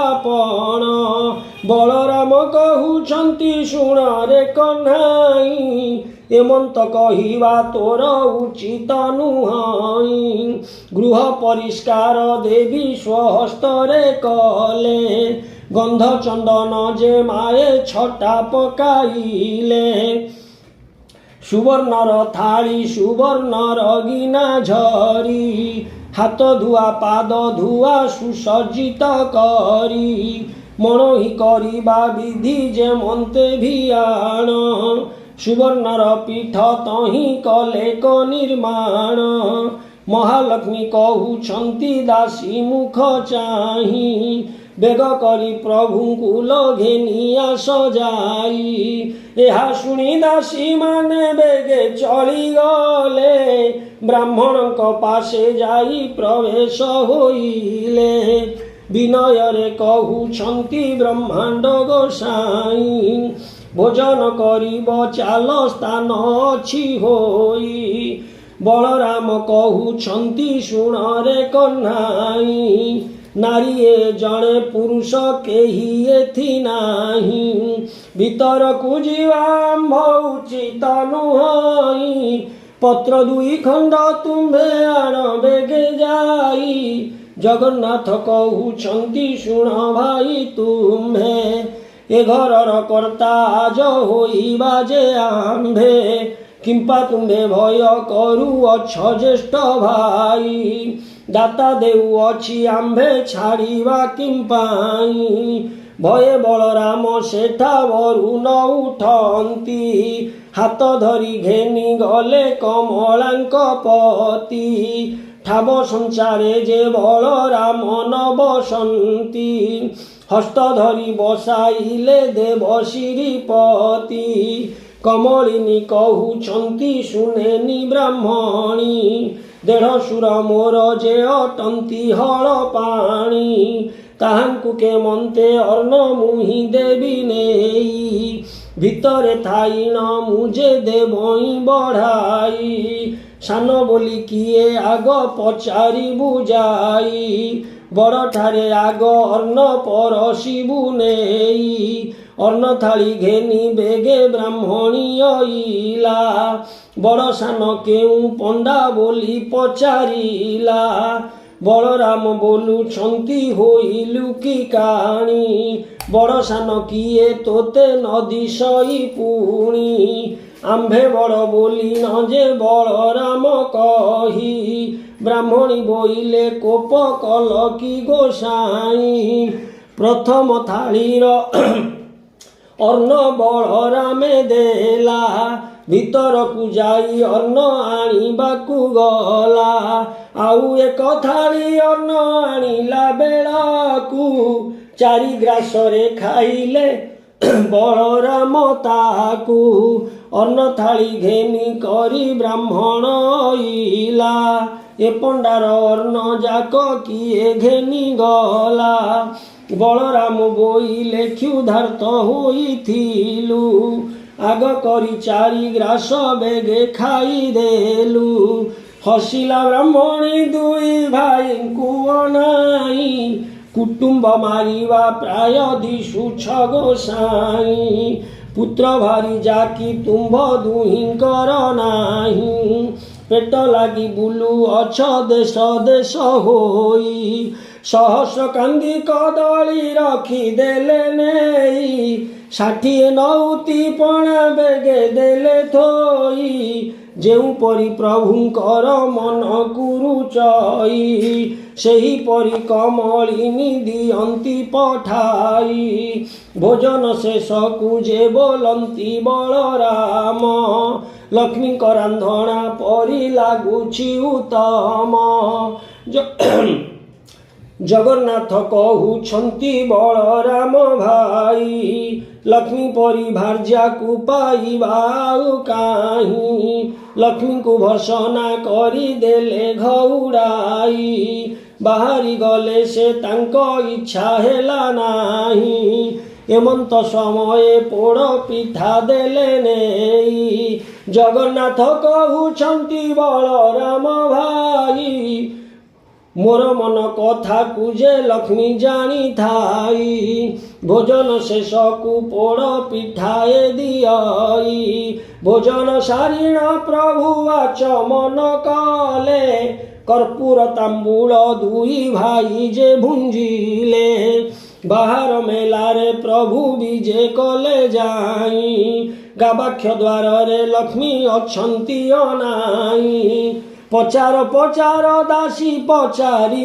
ଲଜାଇ ପଚାର ପଚାର ଦାସୀ ପଚାର ଲଜାଇ ବିଭା ହୋଇ ଅଛନ୍ତି କି ପଣ୍ଡା ଦୁଇ ଭାଇ ଏହା ଶୁଣି ଦାସୀ ମାନେ ବେଗେ ଚଳିଗଲେ ବ୍ରାହ୍ମଣଙ୍କ ନିକଟରେ ପ୍ରବେଶ ହୋଇଲେ ପୁତ୍ର ଭାରି ଯା ଅଛି କି କାହିଁ ତୁମ୍ଭ ଘର କେଉଁ ରାଜ୍ୟ ବାଡ଼ି ବୃତ୍ତି ଶାସନ ତୁମ୍ଭର ଜଗନ୍ନାଥ କହୁଛନ୍ତି ଶୁଣ ଦାସୀ ତୁହି ବିବାହ ହେବାକୁ ଦ୍ରବ୍ୟ ଆମ୍ଭର ଯେ ନାହିଁ ଗୁଆବାଡ଼ି ଶାସନ ପାଇବୁ ଆମ୍ଭେ କାହିଁ ଲକ୍ଷ୍ମୀ ପରି ଭାର୍ଯ୍ୟାକୁ ଯେ ଦେଲୁ ଘଉଡ଼ାଇ କପାଳ ମନ୍ଦ ଆମ୍ଭର ଦୁଇ ଭାଇ ବୁଲୁ ଲକ୍ଷ୍ମୀ ଘଉଡ଼ାଇ ଆମ୍ଭେ ଦୁଃଖ ପାଇଲୁ ଦାସୀଏ ବୋଇଲେ ପଣ୍ଡା ହୋଇଲ କି ବାଇ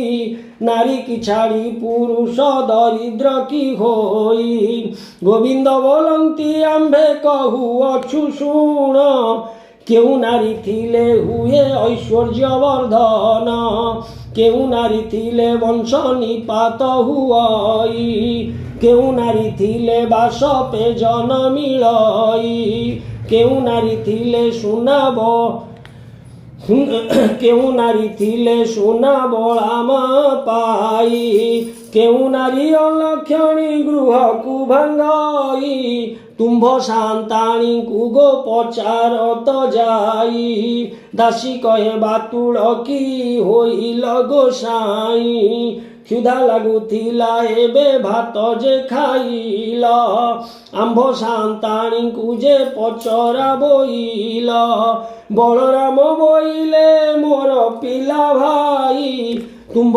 ସାନ୍ତାଣୀ ଆଗେ ଜଣାଇବ ନାହିଁ, ଜଗନ୍ନାଥ କହୁଛନ୍ତି ଭୟ କାହିଁ ପାଇଁ, କିଛି ନ ବିଚାର ଆହେ ବଳରାମ ଭାଇ, ଲକ୍ଷ୍ମୀଙ୍କର ଗୃହ ସିନା ଅଟଇ ଯେହି, ଏଠାରେ ଆପଣ ଭୟ କର କିସ ପାଇଁ, ବଳରାମ ବୋଲୁଛନ୍ତି ବାବୁ ଚକ୍ରଧର, ତୁମ୍ଭେ ଯାଇ ହସ୍ତଧର ମହାଲକ୍ଷ୍ମୀଙ୍କର, ଆମ୍ଭେ ଦୋଷ କଲୁ ବୋଲି କହ ତାକୁ ଯାଇ, ଯହିଁ ଇଚ୍ଛା ତହିଁ ଥାଅ ଆମ୍ଭ ମନା ନାହିଁ, ଯେତେବେଳେ ବଳରାମ ଏମନ୍ତ କହିଲେ, ଭିତରପୁରକୁ ପ୍ରଭୁ ନିଜେ ବିଜେ କଲେ, ଧୀରେ ଧୀରେ ଭିତରକୁ ଗଲେ ପିତବାସ, ପ୍ରବେଶ ହୋଇଲେ ଯାଇ କମଳାଙ୍କ ପାଶ, ପାଣି ଝରି ଘେନି କରି କମଳା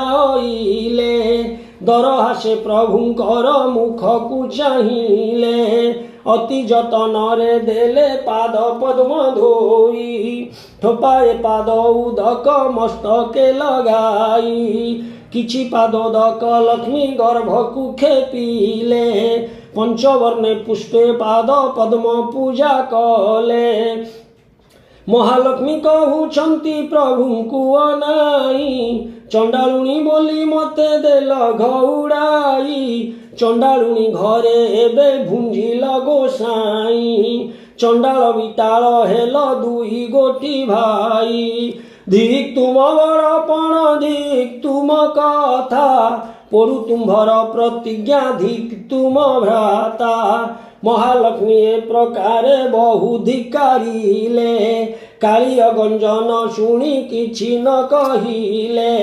ମହାମାଇ ବୋଇଲେ ହେ ଶୁଣ ମୋ ବଚନ, ମୋର କିସ କାର୍ଯ୍ୟ ତୁମ୍ଭେ କହ ହେ ବହନ, କିଛି କ୍ଷଣ ଉତ୍ତାରେ ବୋଇଲେ ଜଗନ୍ନାଥ, ଏବେ ମନୁମାନ ତେଜ ଜଗତର ମାତ, ଅକାରଣେ ଏତେ କଥା କହ ପ୍ରାଣ ସହି, ଆମ୍ଭର ପ୍ରାର୍ଥନା ଆମ୍ଭ ସଙ୍ଗେ ଯିବା ପାଇଁ, ବଡ଼ ହେଲେ କିସ ହେଲା ଗରବ ଗଞ୍ଜିଲ, ରବି ତଳେ ସବୁ ଯୁଗେ ଯଶ ରଖିଗଲ, ତୁମ୍ଭ ଯୋଗେ ଆମ୍ଭେ କଷ୍ଟ ପାଇଲୁ ବହୁତ, ଆମ୍ଭେ ଭିକ୍ଷା ମାଗିବାର ଜାଣିଲା ଜଗତ, ତୁମ୍ଭ ଯଶ କୀର୍ତ୍ତି ଏବେ ଜଗତେ ରହିଲା, ଆମ୍ଭକୁ ଅନ୍ନ ଦେବାର ଜଗତ ଶୁଣିଲା, ଆମ୍ଭକୁ ଅନ୍ନ ଦେବାର ଜଗତ ଶୁଣିଲା,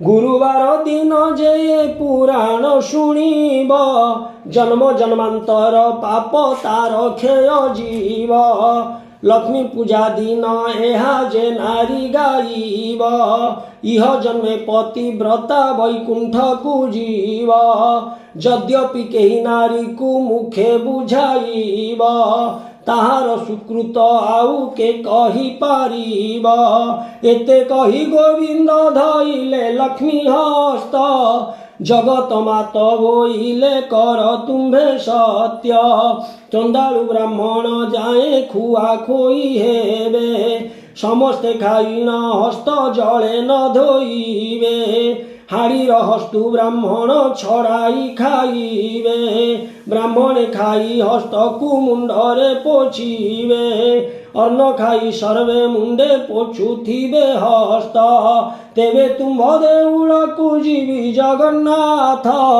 ହେଉ ହେଉ ବୋଲି ଆଜ୍ଞା ଦେଲେ ମହାବାହୁ, ଯୁଗେ ଯୁଗେ ଲକ୍ଷ୍ମୀ ଗୋ ତୁମ୍ଭର ଯଶ ରହୁ, ଲକ୍ଷ୍ମୀଙ୍କର ହସ୍ତ ଧରିଣ ଜଗନ୍ନାଥ ନେଲେ, बड़ देउलकु प्रभु विजे करी गले लक्षे चंद्र उदी आजे छामुरे जलई मंदिर को विजे कले ब्रह्मांड गोसाई इंद्र डाकुछंती देव महिमा महिमा ब्रह्मा डाकुछंती देव गुहारी शुणिबा वरुण कुबेर जे हस्तरे बेत धरी नृत्य करुथिले जही स्वर्ग अपसरी रंभा जे मेनका दियाउ चित्रलेखा तुलसी मालती आउ अन्यान्य रसिका चंचला जे मदालसिया बड़ सुशीला चंचला जे मदालसिया बड़ सुशीला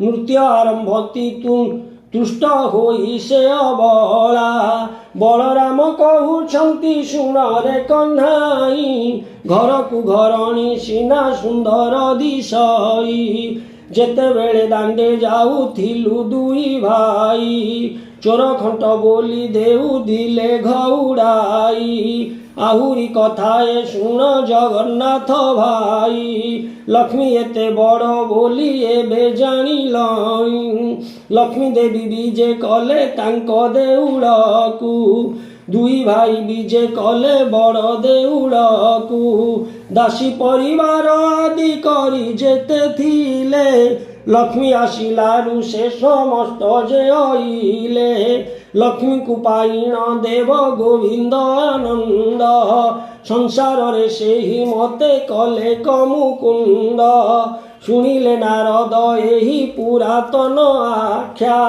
जहा प्रसन्न रे प्रभु मागिले जे भिक्षा छार चंडारुणी ऐश्वर्य भोग कला लक्ष्मींकर सुदयारे मंत होइला ए पुराण पढ़िले जे सर्वसिद्धि हुए सूर्योदय तम सम पाप क्षय पाए ए पुराण जेउ माने पढ़ंती शुणंती लक्ष कोटि गोदानर फल से लभंती ए पुराण अटई जे मुक्तिर पथ यह फल कथन रे जे भव्य समर्थ लक्ष्मी पुराण एहु संपूर्ण होइला भावे बलराम दास गीत रे कहिला भावे बलराम दास गीत रे कहिला भावे बलराम दास गीत रे कहिला इति श्री लक्ष्मी पुराण संपूर्ण। ओम लक्ष्मी देवी नमः। नव विश्वरूपस्य भास्वर्ज्यासि पद्म पद्मालयालय सुहे सर्वत पापाहिमान् मातः लक्ष्मी देवी नमस्तुते।